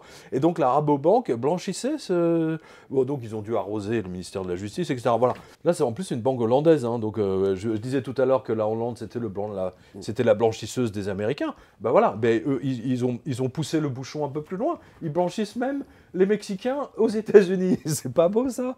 C'est quand même incroyable. Et M. Capron, donc notre lecteur, il nous dit la Rabobank se prend une amende de 370 millions de dollars pour blanchiment d'argent sale de la drogue mexicaine, une semaine après avoir interdit le Bitcoin pour le business de ses clients. C'est-à-dire que les mecs, ils ont interdit donc, aux clients qui ont des cartes, enfin qui ont des comptes chez eux, d'acheter du Bitcoin, d'acheter des crypto-monnaies pendant que eux blanchissent l'argent de la drogue. Mais c'est incroyable, mais c'est invraisemblable. Mais le cynisme de ces banquiers n'a pas de limite, quoi. C'est dingue. On se croirait dans un Picsou magazine avec les Raptous. Je crois que même les Raptous, ils ont pas. On n'a pas eu autant d'aventures complètement dingues. Non mais je vous assure. Là, ça pourrait faire une aventure de Picsou Magazine. Une autre, puisqu'on est dans les arnaques bancaires. Alors là, c'est pour nos... Vous savez qu'on est très suivis au Canada, hein, au Québec. Ah bon? Oui. Donc la Banque nationale, établissement canadien, vient d'être condamnée par le gendarme bancaire de l'Ontario et du Québec à payer, alors bon, c'est pas grand-chose, hein, c'est 1,7 million de dollars canadiens, pour ne pas avoir informé 40 000 de ses clients sur les placements qu'ils vont faire. Donc ils ont donné une info, ils ont pris l'argent, ils ont tout mis. Et donc les clients qui se plaignent, voilà. C'est quand même incroyable, quoi. Et la période s'étend du 5 février 2015 au 26 septembre 2016. Comme il fallait prendre leur argent le plus vite possible, ils n'ont pas eu le temps de tout faire dans l'ordre, il faut leur pardonner. C'est compliqué d'avertir 40 000 personnes, quoi. Puis ça coûte cher, hein, 40 000 personnes en timbre. C'est plus simple de leur prendre l'argent sur leur compte. Je connais pas le droit québécois, mais... Oui, non, mais attends, c'était dans le journal de Montréal. Hein. Nos pauvres cousins de... Ils ont quand même trouvé 45 000 pigeons qui ont été assez naïfs pour investir avec la banque. C'est le principe, vous savez, en psychanalyse, la victime consentante. Oui, c'est le syndrome de Stockholm. Hein, non, ça c'est la victime consentante. Je veux bien être fouetté, mais je n'ose pas le dire, parce que c'est vilain. mais je veux bien être fouetté, je veux bien qu'on me gifle. Vous voyez il y en a des comme ça. Autoflagellation. Non, c'est pas une autoflagellation, c'est la banque qui flagelle là pour le coup. Alors, dernier truc, avant qu'on fasse une petite pause, alors ça vous allez adorer. Si, parce que vous nous avez souvent parlé de l'or et de l'importance d'avoir de l'or, des pièces d'or, etc. Exact. Donc cela a pris 10 ans. 10 ans d'articles, 10 ans pour que les Américains, via le FBI et la CFTC, fassent semblant d'agir en mettant en prison 6 traders qui ont manipulé les cours des métaux précieux. Pour leurs patrons, évidemment, qui n'ont pas, eux, ils n'ont pas été inquiétés. Donc là-dedans, on trouve les traders de l'UBS, Union des banques suisses, HSBC, Deutsche Bank, comme d'habitude, hein, c'est les raptous. En fait, on devrait avoir les raptous avec... parce que les mecs, les raptous, ils ont des numéros, mais en fait, on devrait leur mettre HSBC, BNP, JP Morgan. C'est vrai, c'est quand même incroyable. Donc, 6 personnes ont reconnu, effectivement, d'avoir bidonné les cours de l'or pendant 8 ans. 8 ans. Ouais. Ah ouais. Ah non, c'est pas une petite manipulation. Non. Alors, l'enquête a duré 10 ans. Ouais, c'est sûr. Ils ont fait combien de profit? L'enquête a duré 10 ans. Combien de profit pendant 10 ans? Déjà, rien que ça. C'est ça. Rien que ça. Alors, 10 ans d'enquête, tant que ça. Alors, explication. Les détectives du FBI et de la CFTC étaient respectivement manchots, cul-de-jatte, sourds et aveugles. Ce qui permet de mieux comprendre le temps que cela leur a pris d'arriver à leur conclusion. Et la Deutsche Bank, pantin de la CIA, donc là j'en parle beaucoup dans le livre Blind Master, si vous voulez comprendre. Alors la Deutsche Bank va payer 30 millions. Les Suisses de l'UBS vont payer 15 millions, et la HSBC, un tout petit de 1,6 million, pour avoir bidonné les cours de l'or et de l'argent. Pendant 10 ans. Je ne sais pas si vous réalisez.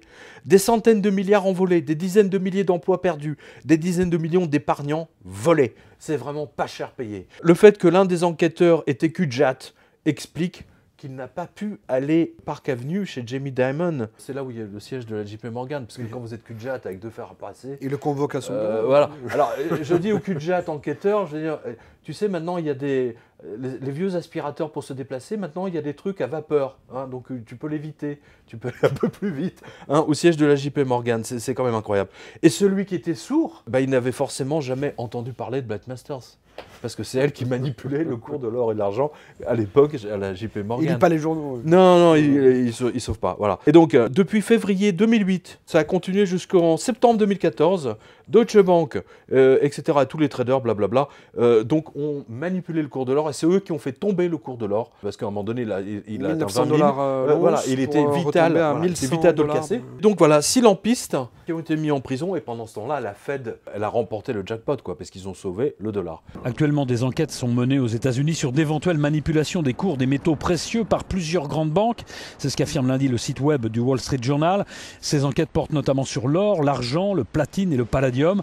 Parmi les principales banques concernées par cette enquête figurent les américaines JP Morgan et Goldman Sachs, les Suisses UBS et Crédit Suisse, la française Société Générale, la britannique HSBC et Deutsche Bank, le groupe bancaire allemand. Concernant le platine et le palladium, et depuis le 1er décembre dernier, c'est le London Metal Exchange qui fixe leur prix de référence de manière plus transparente et électronique. Voilà, mes chers spectateurs, voilà, vous voyez le niveau de l'escroquerie. Et donc là, c'est des articles du New York Times, de Zero Hedge, de CNBC. On ne l'invente pas, hein, je précise, ça existe vraiment. Ils ont véritablement manipulé le cours de l'or et de l'argent. Mais je crois que c'était interdit. Si par exemple, vous vous souvenez, les grands opérateurs télécoms français, Orange, SFR et Bouygues ont été condamnés pour s'être entendus pour entente illégale. Mais là, ça porte sur des centaines de trilliards. Il y a juste... Certains portent bien leur nom. Donc, vous voyez, les petits sont volés par le 0,001%. Et donc, il était vital de faire baisser le cours de l'or pour empêcher les gens d'en acheter, pour se précipiter sur l'or. Donc, chers spectateurs, hein, je pense que vous êtes d'accord avec moi, l'or, c'est la chose la plus importante. Et les pièces d'argent, hein, les 50 francs Hercule. Vous avez toutes les infos sur Revue de Presse en haut, là. Vous avez tous les liens. Voilà, nous allons faire une petite pause avec, avec quelque chose d'amusant. Et nous allons revenir dans très peu. Stay tuned!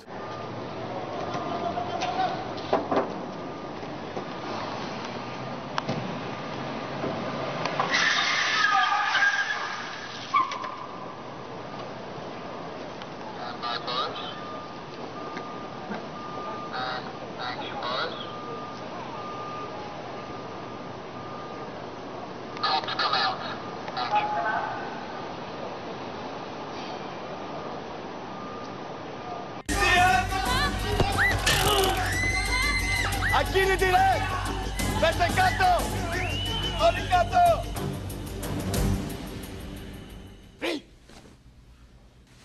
Τι κάνατε κύριε? Μα εσύ δεν είπες όλοι κάτω? Όταν λέω όλοι κάτω, εννοώ όλοι εκτός από όσοι φοράνε κουκούλες. Εσύ έτσι και σου σκοτήκατε πάω ρε. Φοράω κουκούλα. Όταν λέω όλοι κάτω, εννοώ όλοι εκτός από όσους φοράνε κουκούλες, αλλά όχι κουκούλες ζακέτας και όσους φοράνε καλσόν. Εσείς τώρα γιατί σηκωθήκατε πάνω? Αφού φοράω καλσόν. Όταν λέω όλοι, εννοώ όλοι εκτός από όσους φοράνε κουκούλες, όχι ζακέτας, και όσους φοράνε καλσόν και κρατάνε και όπλο.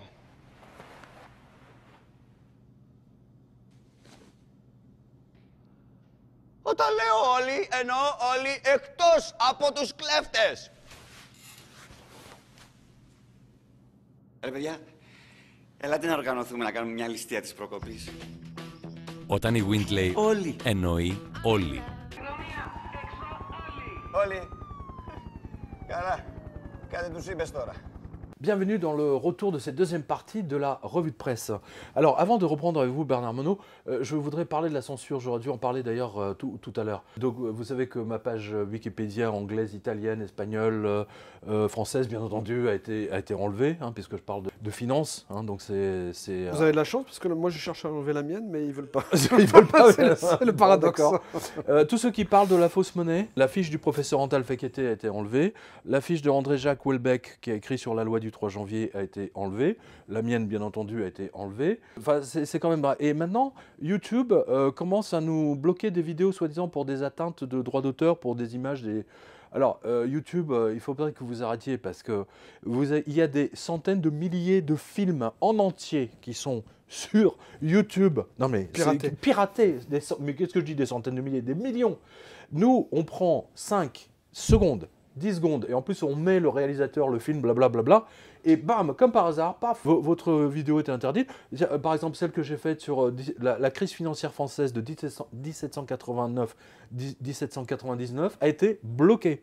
Et quand on veut acheter, par exemple, et comme ça, sans avertissement, hein, sans rien. Hein. Donc c'est leur nouveau système pour nous empêcher pour nous faire taire. Les voix dissonantes, parce que nous, on n'est pas comme la presse financière qui se couche littéralement devant les banquiers. Alors, je demande à mes spectateurs, lecteurs, abonnez-vous.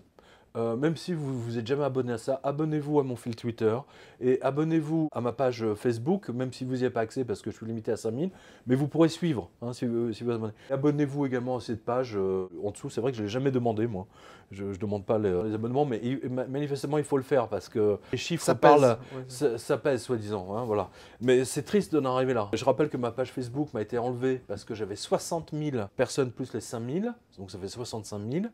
Et donc juste avant les élections régionales, comme par hasard, le dimanche. C'est le totalitarisme numérique. Le totalitarisme numérique est en marche. Monsieur Gaspard Genser, dans son livre, n'en parle pas, c'est bien dommage, hein, parce que je suis sûr que ça venait de l'Élysée, moi, de ma censure. Et alors, Facebook m'a rendu le truc avec 18 000. Hein, c'est-à-dire qu'ils m'ont enlevé je suis passé de 60 000 à 18 000, donc je suis un peu moins dangereux maintenant. Parce que, non mais, c'est invraisemblable. Ils en sont là, quoi. Ils en sont là. À censurer 0,001% de ceux qui ne sont pas d'accord avec eux. Mais c'est fou. Voilà, chers spectateurs, lecteurs, donc je compte sur vous, je compte sur votre soutien, véritablement, contre la censure de tous ces enfoirés. Pour moi, ce sont tous les signes de fin de système. Ah oui, tout à fait. Tout à fait, c'est la fin d'un système qui s'est... Ils en sont là, quoi, mais c'est aberrant. Alors, justement, puisqu'on parlait de fascisme bancaire tout à l'heure... Pas moi je parle de totalitarisme financier. Oh, c'est proche, hein, c'est proche. J'ai un papier, là, qui s'appelle « Le fascisme bancaire 2.0 est arrivé ». Alors, les banques, maintenant, vous interdisent d'acheter des crypto-monnaies. Alors, espèce d'enfoiré de banquier, de quoi tu te mêles? Déjà que tu empêches les gens de retirer leur argent. On a eu le cas d'une dame, 91 ans, elle demande, Crédit Mutuel ou CIC, je ne sais plus, elle demande au 10 décembre à son agence, elle demande 6 000 € en liquide pour le distribuer aux petits-enfants et ses enfants. Et donc elle dit, je passerai dans 10 jours à l'agence. Elle vient et la directrice de l'agence lui dit, ah non, les lois contre le blanchiment et la traite des blanches hein, et je ne sais quoi, hein, le trafic de drogue et patati et patata, je ne peux vous donner que 1 500 € en liquide. Non mais c'est invraisemblable, les gens ne peuvent même plus retirer leur argent. Leur propre argent. Leur propre argent. Mais Mais c'est dingue. Et ça choque personne. Alors maintenant, voilà, 2.0, donc j'arrive au truc. Alors, après avoir décidé qu'elle vous empêcherait de retirer votre argent, donc, sous contrainte de vous dénoncer comme terroriste auprès des autorités, qui laisse le comptable de Madame Bettencourt retirer 50 000 € en cash tous les 2 jours ou tous les 3 jours à la BNP, à l'agence BNP Grande Armée, voici qu'elles ont franchi une nouvelle étape, et cela va sans doute arriver en France, empêcher carrément les clients d'acheter des crypto-monnaies alors qu'elles sont branchées à fond dessus, comme vient de le faire le Crédit Agricole par exemple, qui a adopté le Ripple. Mais vous n'avez pas le droit parce que cela met en danger la banque elle-même et ensuite le dollar américain, blablabla. Bla bla.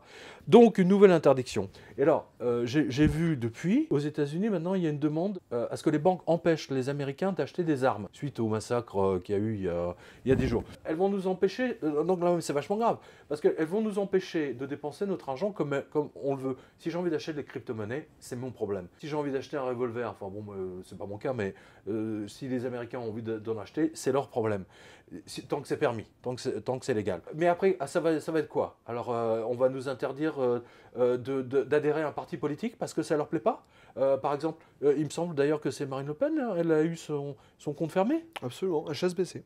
HSBC, à titre voilà. personnel.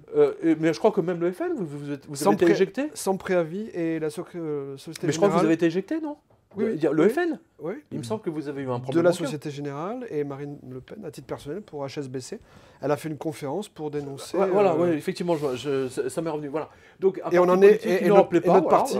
Et on arrive au paradoxe suivant, qu'on est obligé de demander l'asile bancaire dans notre propre pays auprès d'une banque française. Et vous n'avez pas de carte bleue, vous n'avez pas de découvert, vous avez ça rien, y est, quoi. non, mais ça c'est en train d'être réglé si vous voulez. Mais oui, on est victime, comme les Français, de totalitarisme financier, mais ça leur arrivera peut-être un jour, sans aucune raison. Le pire, c'est que ça a été sans aucun motif légal. Hein. Mais c'est incroyable. Donc j'appelle ça véritablement le fascisme bancaire. J'en parle depuis longtemps dans cette revue de presse, mais là, nous sommes devant le fait accompli, et personne ne peut le nier. Hein, c'est pas vous qui allez le nier. Hein. Vous êtes fait éjecter. C'est un fait. Mais, et pour qu'elle puisse interdire l'achat de ceci ou cela, eh bien, elle pose un drapeau rouge via le processing de cartes Visa, Mastercard, American Express et même Discover sur tous les vendeurs de crypto-monnaies et bloque l'achat. Et si vous vous plaignez, si vous faites un scandale à votre banquier, le mec il vous dit monsieur, madame, cassez-vous.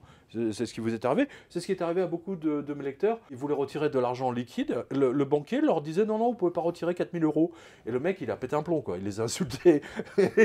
Et résultat des courses, le directeur de l'agence l'a viré de la banque, quoi. Donc Bank of America, Capital One Financial, JP Morgan, ça fait partie des 3-4 banques, et je crois qu'il y en a des nouvelles maintenant qui interdisent à leurs clients américains, ou même sans doute européens, d'acheter des crypto-monnaies. C'est complètement hallucinant. La semaine dernière, sur la revue de presse, je vous avais parlé de Ripple et Ethereum. Eh bien, le Crédit Agricole se colle à Ripple. Voilà, et c'est un article de Capital. Merci à notre lecteur Christophe. Quand Séoul s'attaque aux crypto-monnaies, c'est le Bitcoin qui dégringole. Le cours de la monnaie virtuelle chutait de 11% ce jeudi après les annonces du gouvernement sud-coréen, l'interdiction des échanges anonymes de crypto-monnaies et sa volonté de bloquer certaines transactions jugées douteuses. La Corée du Sud représente environ 20% des échanges mondiaux de Bitcoin et le gouvernement avait déjà annoncé sa volonté de taxer les profits de ces nouveaux boursicoteurs, souvent étudiants ou femmes au foyer. Vous y connaissez un petit peu en crypto-monnaie ou Pas vraiment, mais on a un avis technique là-dessus. C'est-à-dire? Et politique d'ailleurs. C'est-à-dire que depuis 3 ans déjà, on avait dénoncé le principe de... Parce que tout ça, ça laisse sous-entendre aux citoyens lambda qu'il s'agit de monnaie. Or, il ne s'agit pas d'une monnaie, il s'agit d'un placement financier électronique qui ne repose sur rien d'ailleurs, puisqu'il n'y a aucune contrepartie. La planche à billets, elle repose sur rien non plus, hein. On est d'accord, sauf qu'elle a quand même le cours légal. L'euro, qu'on soit d'accord ou pas, ça a quand même une monnaie qui a cours légal, avec une banque centrale derrière, un État, avec une régulation, qu'on le veuille ou non. Là, il n'y a aucun contrôle. Évidemment, dessous, on a un sous-jacent, ça s'appelle le blockchain, un système blockchain qui n'a aucun contrôle puisque Blackmaster, c'est à fond dedans. Absolument, mais ils ont raison parce qu'effectivement, le système bancaire risque de se faire dépecer à cause de ça. Ce que je veux dire par là, c'est que crypto-monnaie, ça laisse entendre parler de monnaie. Le problème, c'est que le Bitcoin, par exemple, ou l'Ethereum, ne sont pas des monnaies. Ce sont des placements financiers extrêmement risqués qui ne reposent sur strictement rien. Donc nous, notre devoir d'hommes et de femmes politiques en France, c'est de mettre en garde sur le risque et la volatilité extrême de ce placement-là. Après, les gens investissent dans ce placement ou pas, c'est leur problème. Mais J'entends ça depuis 10 ans. Depuis 10 ans, grosso modo, le Bitcoin était à, je sais pas, à 10 centimes, $1, machin. Il est monté carrément jusqu'à 20 000 $. Et là, les Américains de la Fed, ils ont pété un plomb, ils l'ont cassé, évidemment. Comme l'or, lorsqu'il est arrivé à 20 000. On est en bulle. Mais, sauf que l'or, c'est pas du Bitcoin. C'est l'antithèse. Mon parallèle, tout à l'heure, je parlais de la crise du livre qui a été censuré sur YouTube, 1789-1780, la crise financière française, qui est la réplique de celle-ci, de celle qu'on vit. Les Français, ayant marre de la fausse monnaie, je le rappelle, à un moment donné, les agriculteurs ne voulaient plus accepter de la monnaie qui valait rien. Les assignats, par exemple. La planche à billets, là, les assignats. Et donc, ils ont exigé être payés en or ou en pièces d'or et en pièces d'argent. Sonnant et trébuchant. Exactement. Et à un moment donné, la crise était telle que la population a remplacé, j'en ai déjà parlé maintes fois, la population s'est trouvé une nouvelle monnaie plutôt que les assignats, les boutons de vareuse militaire, hein, comme celle-ci. Pourquoi pas, ça brille, ça a couleur d'or. Mais bien sûr, mais c'est l'idée, mais évidemment. C'est une transposition des pièces d'or. Le Bitcoin, c'est exactement ça. C'est la réponse. D'ailleurs, n'oubliez pas, le Bitcoin est né précisément quand la Northern Rock a explosé. Et dans le blockchain, le premier blockchain du premier Bitcoin, il y avait, si mes souvenirs sont bons, les informations ou le titre d'un journal anglais sur l'escroquerie des banquiers. Hein, je vous donne sa tête, je ne me souviens plus. Donc on voit bien que c'est la même chose. C'est la réponse d'un système qui est alimenté par centaines de milliards de fausses monnaies. On essaie d'en trouver une nouvelle. Une résurgence exactement. Moi, je suis beaucoup plus passionné par l'Ethereum et Ripple et d'autres que le Bitcoin. Même j'ai du Bitcoin, mais le Bitcoin est très très intéressant. C'est vraiment intéressant, je vous assure. Sociologiquement, c'est intéressant. Ouais. Non, c'est aussi intéressant que Internet à ses débuts. Une info. Alors, parce qu'on parlait tout à l'heure de la Deutsche Bank. Bitcoin et Ether, la Deutsche Bank dit la même chose que votre serviteur. C'est la Deutsche Bank qui parle. Si la confiance dans la stabilité politique et monétaire devait être perdue, rien que cette phrase déjà, méditez. Bon. C'est la Deutsche Bank qui dit ça. Ouais. Le peuple se retournera vers les crypto-monnaies. Et, je cite l'autre phrase, « If fundamental trust in monetary and political stability is lost, digital cash will simply be sovereign currency. In order to escape it, consumers will have to turn to private cryptocurrencies or other alternative assets. » Donc ça, c'est le motto officiel de la Deutsche Bank. Et comme il importe de joindre le geste à la parole, j'ai le plaisir de vous annoncer... Ah bah oui, tiens, du coup, les éditions Le Jardin des Livres, on a décidé d'accepter les crypto-monnaies. Voilà, tout à fait. Donc si vous publiez un livre un jour, voilà, on pourra... ça fera moderne. Comme ça. Non, mais c'est très important. Moi, je me souviens au début d'Internet, les gens me disaient, mais à quoi ça sert? Et aujourd'hui, j'entends la même chose. C'est intéressant. Voilà, donc vous avez le lien sur la Deutsche Bank. Alors, vous pensez toujours que ça sert à rien? Mais on ne parle pas des mêmes choses. Internet est un moyen, Bitcoin c'est un placement in fine, si vous voulez. Il ne faut pas perdre la notion de qu'est-ce que la monnaie. La monnaie, c'est la thésaurisation de richesses qui viennent en théorie du travail et qui ensuite est investie pour qu'elle soit sécurisée. Bon, et donc le rôle d'une monnaie, c'est qu'elle soit stable dans le temps. C'est pour ça qu'on n'a rien trouvé depuis 5000 ans, on n'a rien trouvé de mieux que l'or et l'argent. Bon. Les politiciens du monde entier réunis à Davos ont placé les crypto-monnaies dans leur ligne de mire. Ils ont appelé à plus de régulation pour prévenir une catastrophe systémique de l'économie mondiale. Theresa May, la chef du gouvernement britannique, s'est inquiétée de l'utilisation criminelle des monnaies virtuelles comme le Bitcoin ou l'Ether. Est-ce la raison pour laquelle ces monnaies virtuelles semblent pour le moment négligées? Sans doute. Mais Emmanuel Macron, lui aussi, depuis Davos, a plaidé pour que le FMI se penche sur ce système de paiement qui, pour l'instant, fait partie des dérégulateurs du marché financier. Les monnaies virtuelles sont tout bonnement en mesure de créer des crises financières, affirme le président français. La crypto-monnaie, c'est de la monnaie électronique qui n'existe nulle part. D'ailleurs, vous ne pouvez pas la localiser. Elle est partout et nulle part. Vous trompez, vous. On peut suivre un Bitcoin à la trace.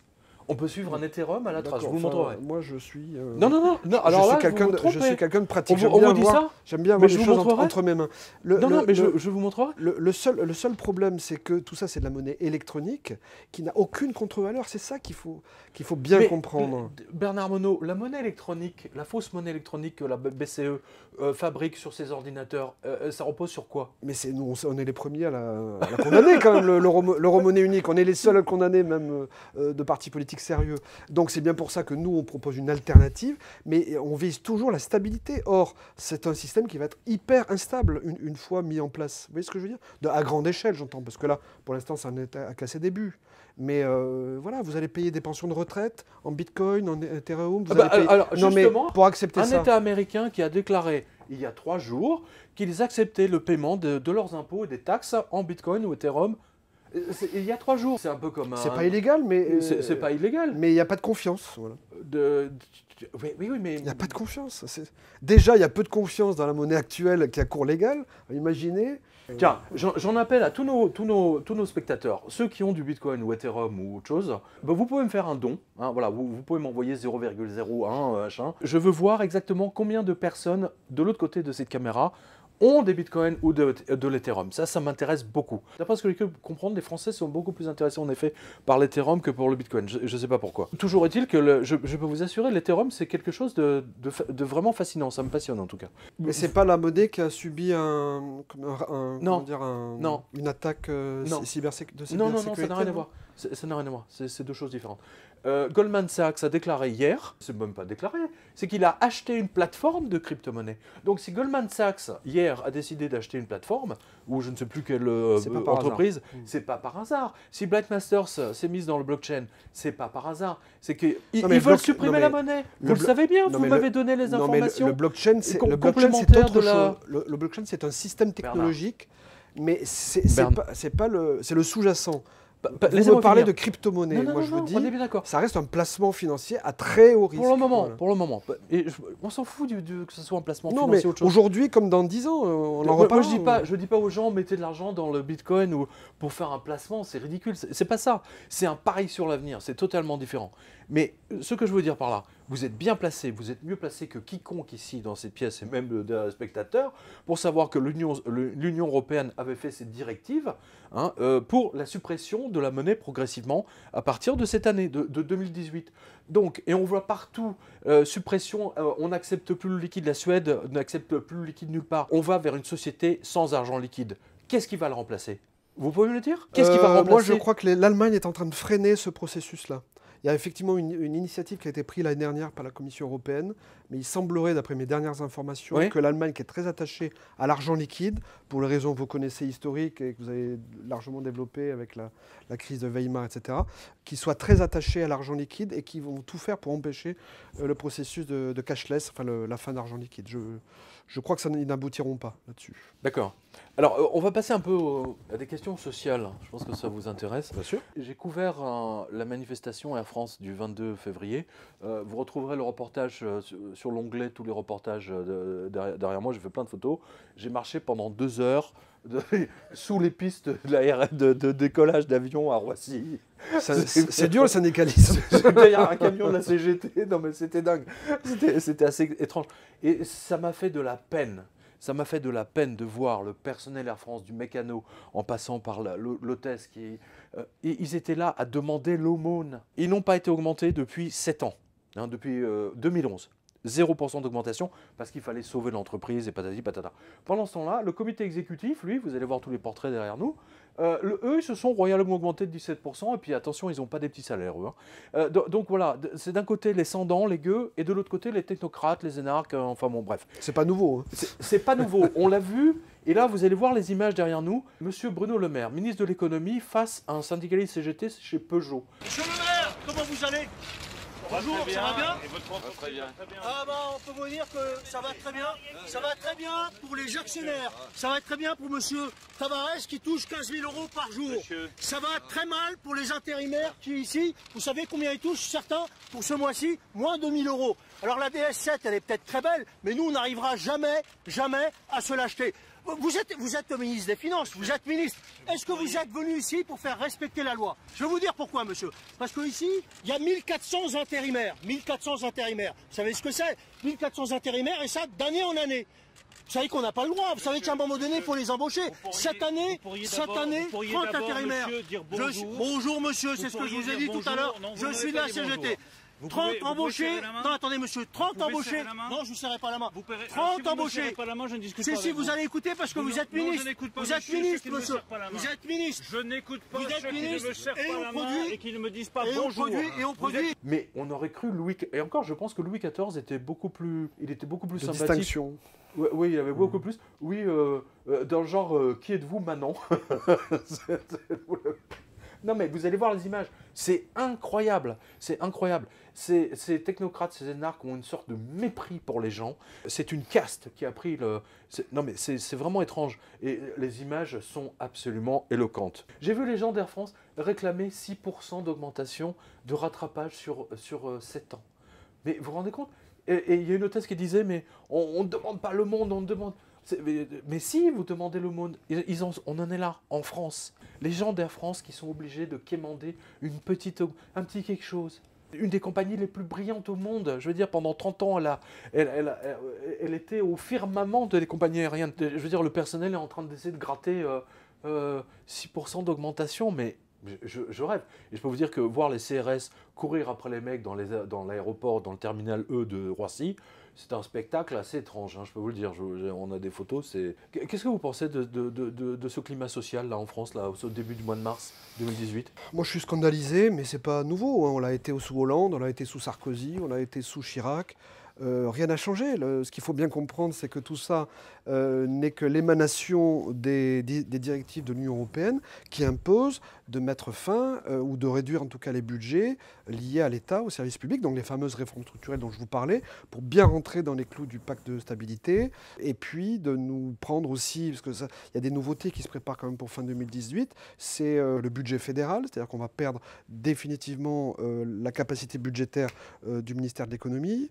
Ils sont en train de préparer une gouvernance économique de la zone euro avec un ministre de l'économie et des finances qui sera à Bruxelles et non plus à Paris. Donc Monsieur Le Maire, si c'est toujours lui ou un autre, voilà, il sera délocalisé à Bruxelles, donc il n'aura plus rien à voir avec la France. Je vous ai parlé tout à l'heure du Fonds monétaire européen qui est l'émanation du mécanisme. Tout ça, ce sont des outils d'hyper-austérité qui vont installer les réformes structurelles. D'où le recul partout de l'État, des services publics, etc. Donc SNCF, Air France. Rappelez-vous la SNCM. Oui. Elle était bien sûr. Elle a disparu, la SNCM. Absolument. Voilà. Qui se souvient encore aujourd'hui?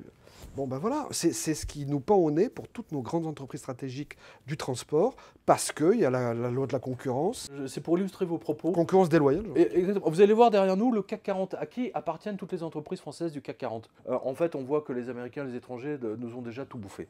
C'est absolument stupéfiant. Et en fait, tout ça est la conséquence de la crise. Sur les Champs-Élysées, à 2 pas, 5 mètres de l'Arc de Triomphe, vous aviez le siège social, une immense boutique Lancel. Oui. Les sacs Brigitte Bardot, enfin les sacs de luxe pour madame, Place etc. de l'Opéra également. Oui, il me semble que c'était beaucoup plus petit. Sur les champs, il y avait un immense qui était là depuis, je sais pas, 3-4 ans. Et figurez-vous que cette boutique, enfin c'est pas une boutique, c'est un immeuble, hein, du jour au lendemain, ils ont disparu.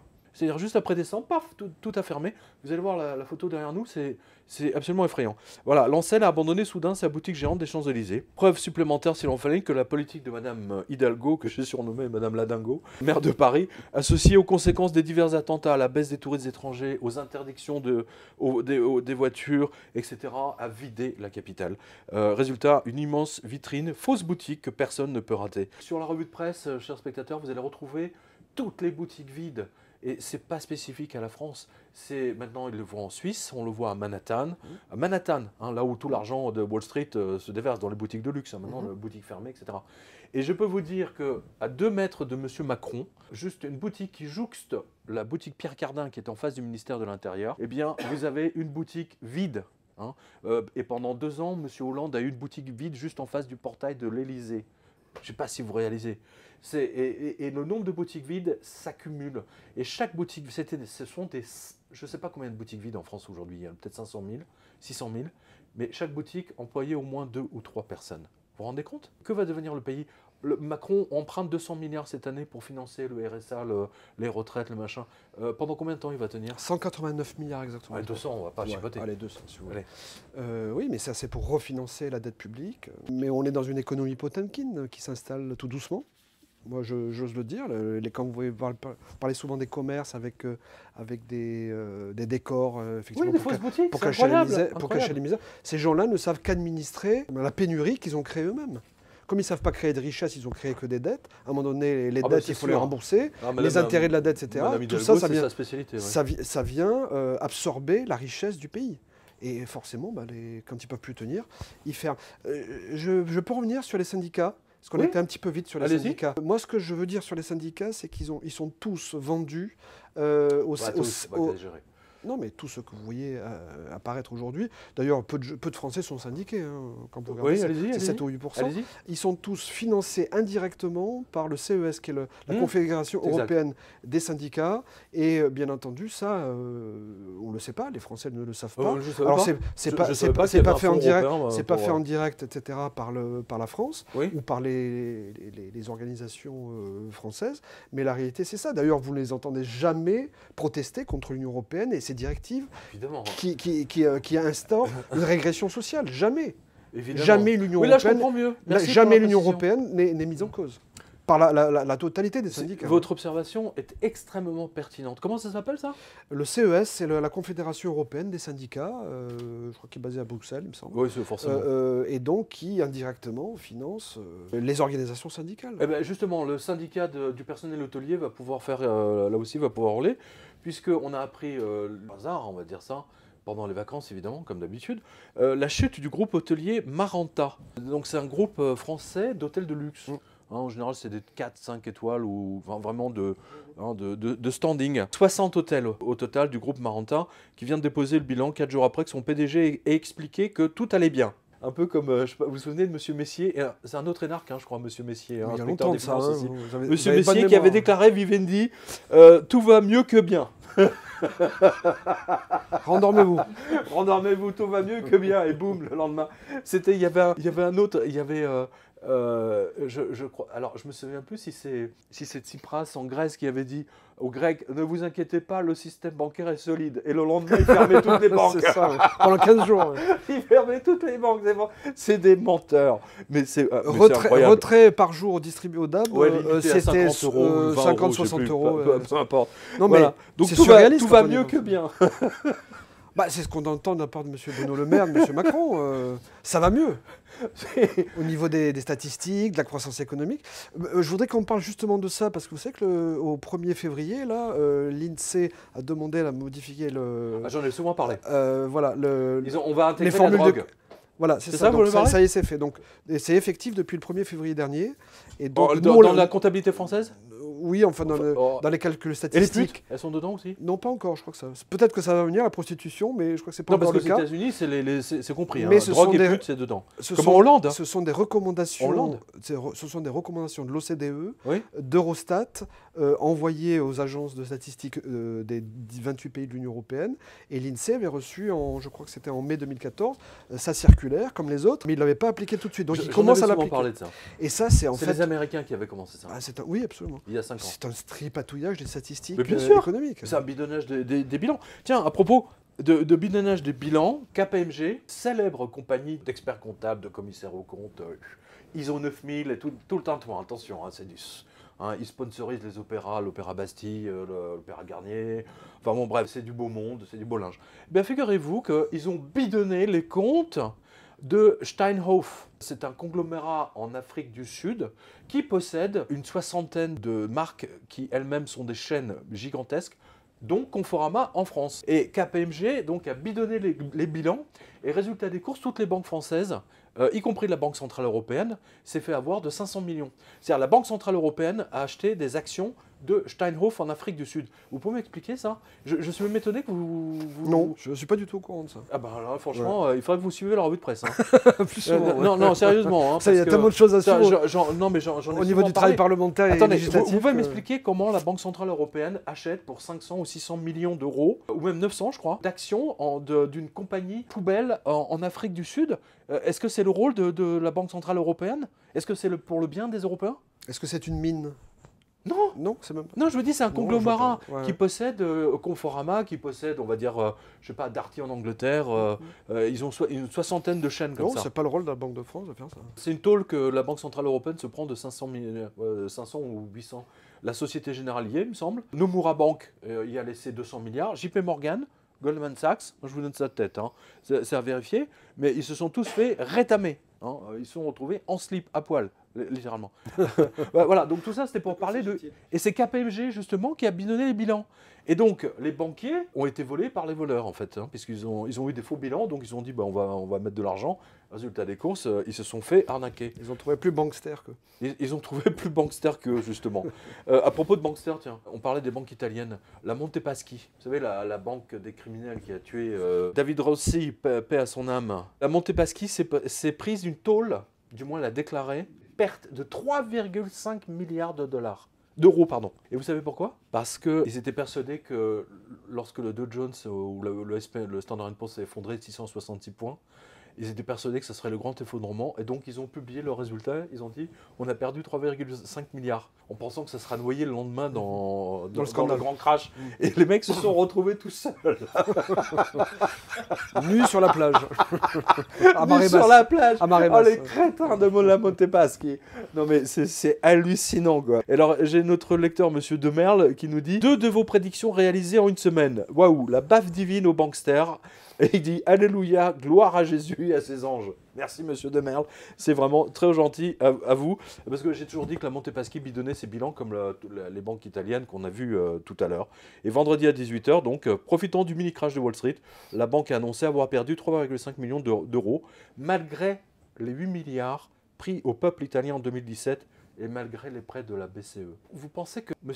Mario Draghi, à la tête de la BCE, va pouvoir voler tous les peuples européens pendant combien de temps ainsi? Je pense que ça va être de plus en plus dur de continuer la politique qui mène, parce que de toute façon, elle n'aboutit à rien, le chômage a explosé, le système bancaire est extrêmement fragile, contrairement à ce qu'ils disent, la croissance économique, on l'a vu avec la falsification en partie des statistiques sur les chiffres de l'économie, ça ne reprend pas. Pour moi, quand il y a une reprise, c'est quand il y a création d'emplois marchands. Aujourd'hui, on n'en voit pas. Donc, je pense qu'on arrive au bout du bout. D'ailleurs, à titre personnel, moi, j'ai fait il y a un mois une vidéo là-dessus pour annoncer un avis de tempête sur les marchés. Toutes les conditions sont en train de s'aligner, se mettre en place, comme en 2008, à l'époque où nous avions annoncé la crise bancaire mondiale. À partir de 2018, les choses vont se tendre et il faut que les gens soient extrêmement... Voilà, prudent, on est d'accord. Il faut être extrêmement prudent là-dessus. Je voudrais attirer, parce qu'il y a des choses nouvelles quand même qui sont passées depuis 7 ou 8 ans. De plus, il faut savoir qu'il y a un nœud gordien dans tout le système bancaire mondial. Ce sont les chambres de compensation des marchés financiers, ce qu'on appelle les CCCP. Et les CCP, pardon. C'est peut-être le point névralgique le plus fragile, le plus sensible. Et si ça doit péter au niveau du système bancaire, je pense que c'est à ces endroits-là. Voilà. Donc, grosso modo, tout ce qui interconnecte l'ensemble du système bancaire, de la zone euro avec les États-Unis, etc. Enfin, l'ensemble du monde occidental est extrêmement fragile à ces niveaux-là. Ce que vous dites est intéressant parce qu'on voit bien qu'avec tous les banquiers qui ont été licenciés, parce que quand même, il y en a eu, je crois, plus d'1 million qui ont perdu leur boulot un peu partout dans le monde depuis la... 1 million ouais, partout dans le monde, hein, j'entends. Ouais. Donc il n'y a plus de contrôle de risque dans les banques, dans les agences. C'est très marrant. Alors ça donne des trucs, alors je vous donne ça par exemple. On a un banquier de la CIC de Bohain en Vermandois, c'est dans l'Aisne. Alors lui, il a détourné 77 000 euros. Il aurait pu faire 77,7, ça aurait été drôle. C'est un petit joueur. Voilà, oui, c'est un petit joueur. Entre 2013 et 2015, grâce à un jeu d'écriture très basique, selon ses dires, il a réussi à détourner près de 80 000 euros. Cette cavalerie bancaire n'a été détectée que très tardivement. Une défaillance totale du CIC dans ses contrôles internes. S'insurge l'avocat du banquier. Donc, c'est toujours si l'avocat du banquier ne rend pas la banque responsable du fait que le mec ait pris 77 000 euros, quoi. C'est drôle. Alors, à la caisse d'épargne de Guise, bah, là aussi, il y a eu un hold-up qui a été fait de l'intérieur. Et ensuite, pour finir, parce que les agents du fisc ne sont pas en reste, on salue les agents du fisc du Trésor. Il y en a un qui est tombé amoureux d'un transsexuel philippin. C'est pas de Filippo, c'est de Philippin, je précise. Ouais, c'était facile. Donc, non, mais c'est marrant parce que c'est encore un mec qui n'ose pas se reconnaître homo, quoi. C'est ça qui est marrant. Et donc, il a détourné, écoutez bien, 276 000 euros des finances publiques, et plus précisément du conseil départemental, pour filer le parfait amour aux Philippines. Lire Normandie pour le croire, voilà. Quel crétin. Alors je dis parce qu'à ce tarif-là, il aurait pu mettre dans son lit une bonne centaine de travelots, et cela pendant au moins 10 ans. Non mais c'est dingue. Bon. C'est fou. Voilà, donc vous voyez que les banquiers le monde est fou. Voilà, les banquiers, agents du fisc, tout le monde y va, c'est incroyable. Mais ils imitent leur patron. Ils imitent leur patron. La corruption. Vous avez 2 infos. Vous voulez parler d'Amélie? Oui, Amélie de Montchalin, ça qui donne le feu. On a une vidéo. De Montchalin. Il faut qu'on rappelle quand même qu'on a 1600 milliards d'euros dans l'assurance vie en France, Et, chiffre intéressant, 400 milliards d'euros sur les comptes bancaires des Français. C'est 3 ans d'épargne non allouée qui est sur nos comptes en banque. La bonne nouvelle, c'est que si vous êtes des intermédiaires financiers, vous savez où trouver l'argent. Et un travail considérable est donc entre vos mains. C'est un mouvement profond de réallocation d'épargne et c'est un véritable changement culturel dont vous avez la responsabilité. 1% seulement de l'épargne des Français gérée par les investisseurs institutionnels en France sont investis dans des PME. Ce 1%, c'est 3% pour les assureurs européens. C'est 6% pour les caisses de retraite américaines. Donc quand nous disons que nous voulons doubler cet effort, je pense que ce n'est pas totalement irréaliste. Celle qui donne le feu vert aux banquiers pour l'argent des Français. Pour le prendre, pour piquer l'argent oui, des effectivement, Français. elle a fait une intervention, mais bon, ça n'engage qu'elle, je crois, dans une Elle est en enceinte, marche, hein, dans il me semble que c'est une dans députée une En enceinte Marche. politique, Oui. où en fait, grosso modo, d'après ce que j'ai compris, c'est qu'elle veut capter l'argent des Français, mais bon, elle n'est pas la première à le dire, pour renflouer le système, et notamment dans l'assurance vie. Et les banques. Et les banques. Bah voilà.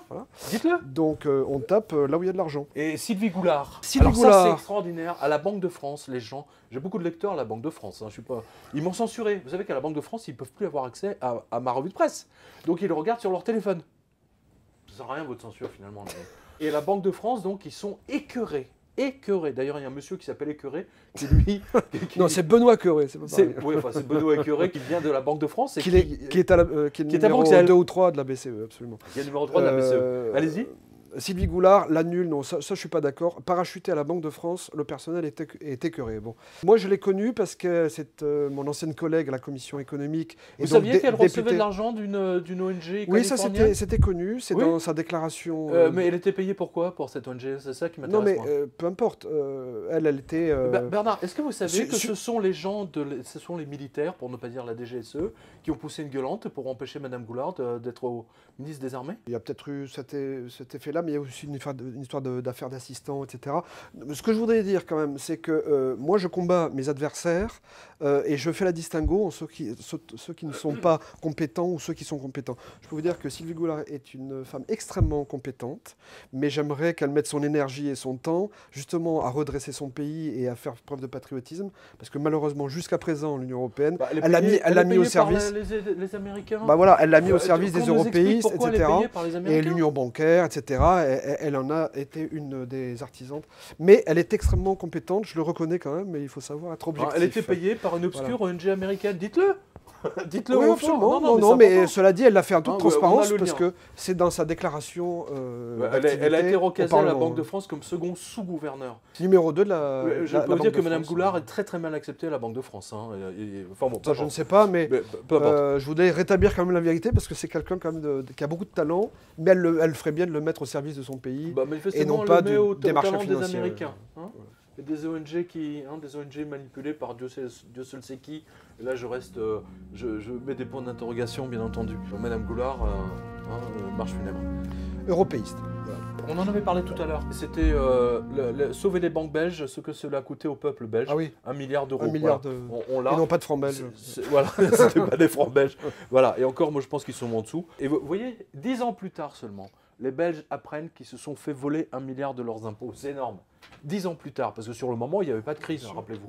D'ailleurs, il y a ce crétin, quand Wall Street s'est écroulé il y a 10 jours, 15 jours, eh bien, BFM, Nicolas Dose, a trouvé le moyen de dire que si ça s'est écroulé, c'est parce que les nouvelles sont bonnes. Ah oui, j'avais suivi ça. Donc, il n'y a plus personne chez Harley Davidson, mon cher Bernard. En 2008, quand il y avait la crise, la Fed a prêté 2 milliards à Harley Davidson. Je ne sais pas si vous imaginez, 2 milliards. Et maintenant, ils doivent rembourser. Et comme ils ne vendent plus autant de motos parce que la crise est toujours là, ils ont carrément fermé une usine. Aux États-Unis. Oui. Et c'est pas la première. Hein. Seuls 242 000 Harley ont trouvé preneur. Et en plus, ils doivent rembourser les 2 milliards. Non mais je sais pas si vous voyez, vous voyez, ils ont reculé pour mieux sauter en fait, voilà. Et on a la preuve avec Harley Davidson. Donc, il n'y a plus personne chez Harley Davidson. Un de nos lecteurs, ça c'est important, confronté à une convention obsèque caisse d'épargne qui fait payer le mort cash. De notre lecteur, monsieur Gaël, en octobre dernier, suite au décès de mon papa, nous avons décidé d'activer la convention obsèque qu'il avait souscrit auprès de la caisse d'épargne à hauteur de 4 500 €. Il nous avait donné, bien entendu, un mauvais numéro de téléphone pour appeler le service concerné, parce que dans les agences, ils s'en occupent pas, ils s'en foutent. Bref, on appelle pour activer le plan, et là, on nous dit pas de soucis et pas de nouvelles de la maison funéraire. Sauf qu'on découvre, voici 2 semaines, que la caisse d'épargne s'est servie sur le compte courant de mon père, sans nous avertir, et n'a même pas touché au plan obsèque auquel il avait souscrit. Donc ne prenez pas de plan obsèque de ces escrocs de banquiers, c'est pour mieux voler. En fait, ils réussissent à voler les morts après leur mort, c'est fort les mecs. Hein. Ensuite, délocalisation de la fabrication des missiles français de l'armée au Maroc. Donc ils ont manipulé les swaps également. Hein, après le Libor, le swap, après l'or, le swap. Tous les marchés sont manipulables. Tout est bidonné. Voilà. Air France a voulu délocaliser ses informaticiens en Inde, à Toulouse. 300, ils voulaient supprimer les emplois. Ça fait un tel bins. Hein, j'en ai partout sur Facebook, etc., sur la revue de presse. Et donc le lendemain, avec la CFDT et avec le boucan qu'on a fait sur les réseaux sociaux, ils ont abandonné l'idée pour le moment. Mais je pense qu'Air France ne va pas hésiter une seule seconde à délocaliser ça en Inde. Et moi, je mets au défi les mecs d'Air France de discuter au téléphone avec un Indien qui parle anglais. Hein, allez-y les mecs, bonne chance. Dernière chose, Coca-Cola France qui fait des licenciements. Je crois qu'ils ont licencié 80 personnes là. Il n'y a pas très longtemps, et ils baissent le contenu du coca, c'est-à-dire la bouteille d'1,5 litre passe à 1 litre. Ah, c'est l'inflation alimentaire, c'est ça? Oui, c'est ce que l'INSEE ne verra pas. Et la Banque Postale fait tout pour garder, voilà, on va conclure avec la Banque Postale, la banque pourrie. La Banque Postale fait tout pour garder votre argent, démonstration. C'est-à-dire que Macron a fait voter une loi pour le transport d'un compte à un autre. Hein, ça s'appelait comment déjà? Mobilité bancaire, voilà. Ah, entre banques. Oui, c'est-à-dire vous pouvez changer d'une banque et que tout suit, machin, automatiquement. Eh bien, vous allez voir derrière nous, il a essayé de sortir son argent de la Banque Postale, et la Banque Postale a tout bloqué, évidemment, hein, parce qu'il faut qu'elle garde de l'argent, sinon elle est en faillite, enfoirée de Banque Postale. Sur la revue de presse, vous avez plein de photos, plein d'images, depuis au moins 10 ans, de toutes les misères que fait la Banque Postale aux gens. Alors c'est normal, c'est soi-disant la moins chère, mais c'est pas pour rien, c'est parce que pour mieux vous piquer votre fric, votre argent et vos économies, enfoirés de Banque Postale. Bernard Monod, merci à vous d'avoir encore un petit mot sur la Banque Postale, allez-y. Tout ça, en analyse politique, tout ça est la preuve que le mondialisme ultralibéral est la fin des nations et des peuples. C'est ce que nous, on essaie d'expliquer et de démontrer aux Français depuis au moins 10 ans. Et donc, si vous voulez, il faut croire au patriotisme économique, au patriotisme social. Je suis entièrement d'accord avec vous. Et non, mais je dis ça pour vos téléspectateurs parce que dès qu'on a compris ça, c'est pas l'idée de Macron. Macron, il voit pas ça comme ça. Non, c'est au contraire, c'est un agent justement du mondialisme. Mais vous savez ce qui me désole. Mais juste une chose. Allez-y. Voilà, juste une chose. Ce qu'il faut bien comprendre, c'est que les grandes puissances économiques aujourd'hui ont exactement les critères du patriotisme économique, que ce soit les États-Unis, le Royaume-Uni, la Chine, le Japon. Ils ont leur monnaie nationale. Ils ont leur monnaie nationale, leur banque centrale, leur système de banque nationale, leur budget à eux et surtout leur frontière nationale qui permet de réguler toutes les entrées de capitaux, de marchandises et de personnes qui est l'immigration. C'est ça qu'il faut bien comprendre. Nous proposons un modèle de patriotisme économique et de protectionnisme intelligent qui évitera le grand crack qui est en train de se préparer. Bernard Monod, merci. Et donc on retient donc, de début de cette interview que le grand responsable du désastre de Madame Le Pen face à Macron, c'est... Il n'y a pas de désastre. Philippot. 11 millions d'électeurs. Oui, mais bon, c'est pas rien. Non, vous avez raison. Mais enfin, on sait que c'est Philippot. Hein, c'est ça? C'est ce que vous avez dit tout à l'heure. Il a une grande responsabilité dans la communication. On l'invitera. Hein, voilà, il nous parlera de ça à l'occasion. Chers spectateurs, merci à vous. C'est un grand plaisir de faire cette revue de presse pour vous. Abonnez-vous au Twitter, au Facebook et à cette chaîne éventuellement. Et surtout, je vous retrouve dans les signatures. Et vous soutenez cette revue de presse avec tous les livres qu'on a publiés. Et n'oubliez pas, ils vont tout faire pour me censurer. Hein, ça, c'est surtout avec les élections européennes qui arrivent. Hein, voilà, donc j'ai besoin de vous. Vous êtes mon bouclier, mon rempart. Merci à vous. Je vous embrasse très très fort. À bientôt.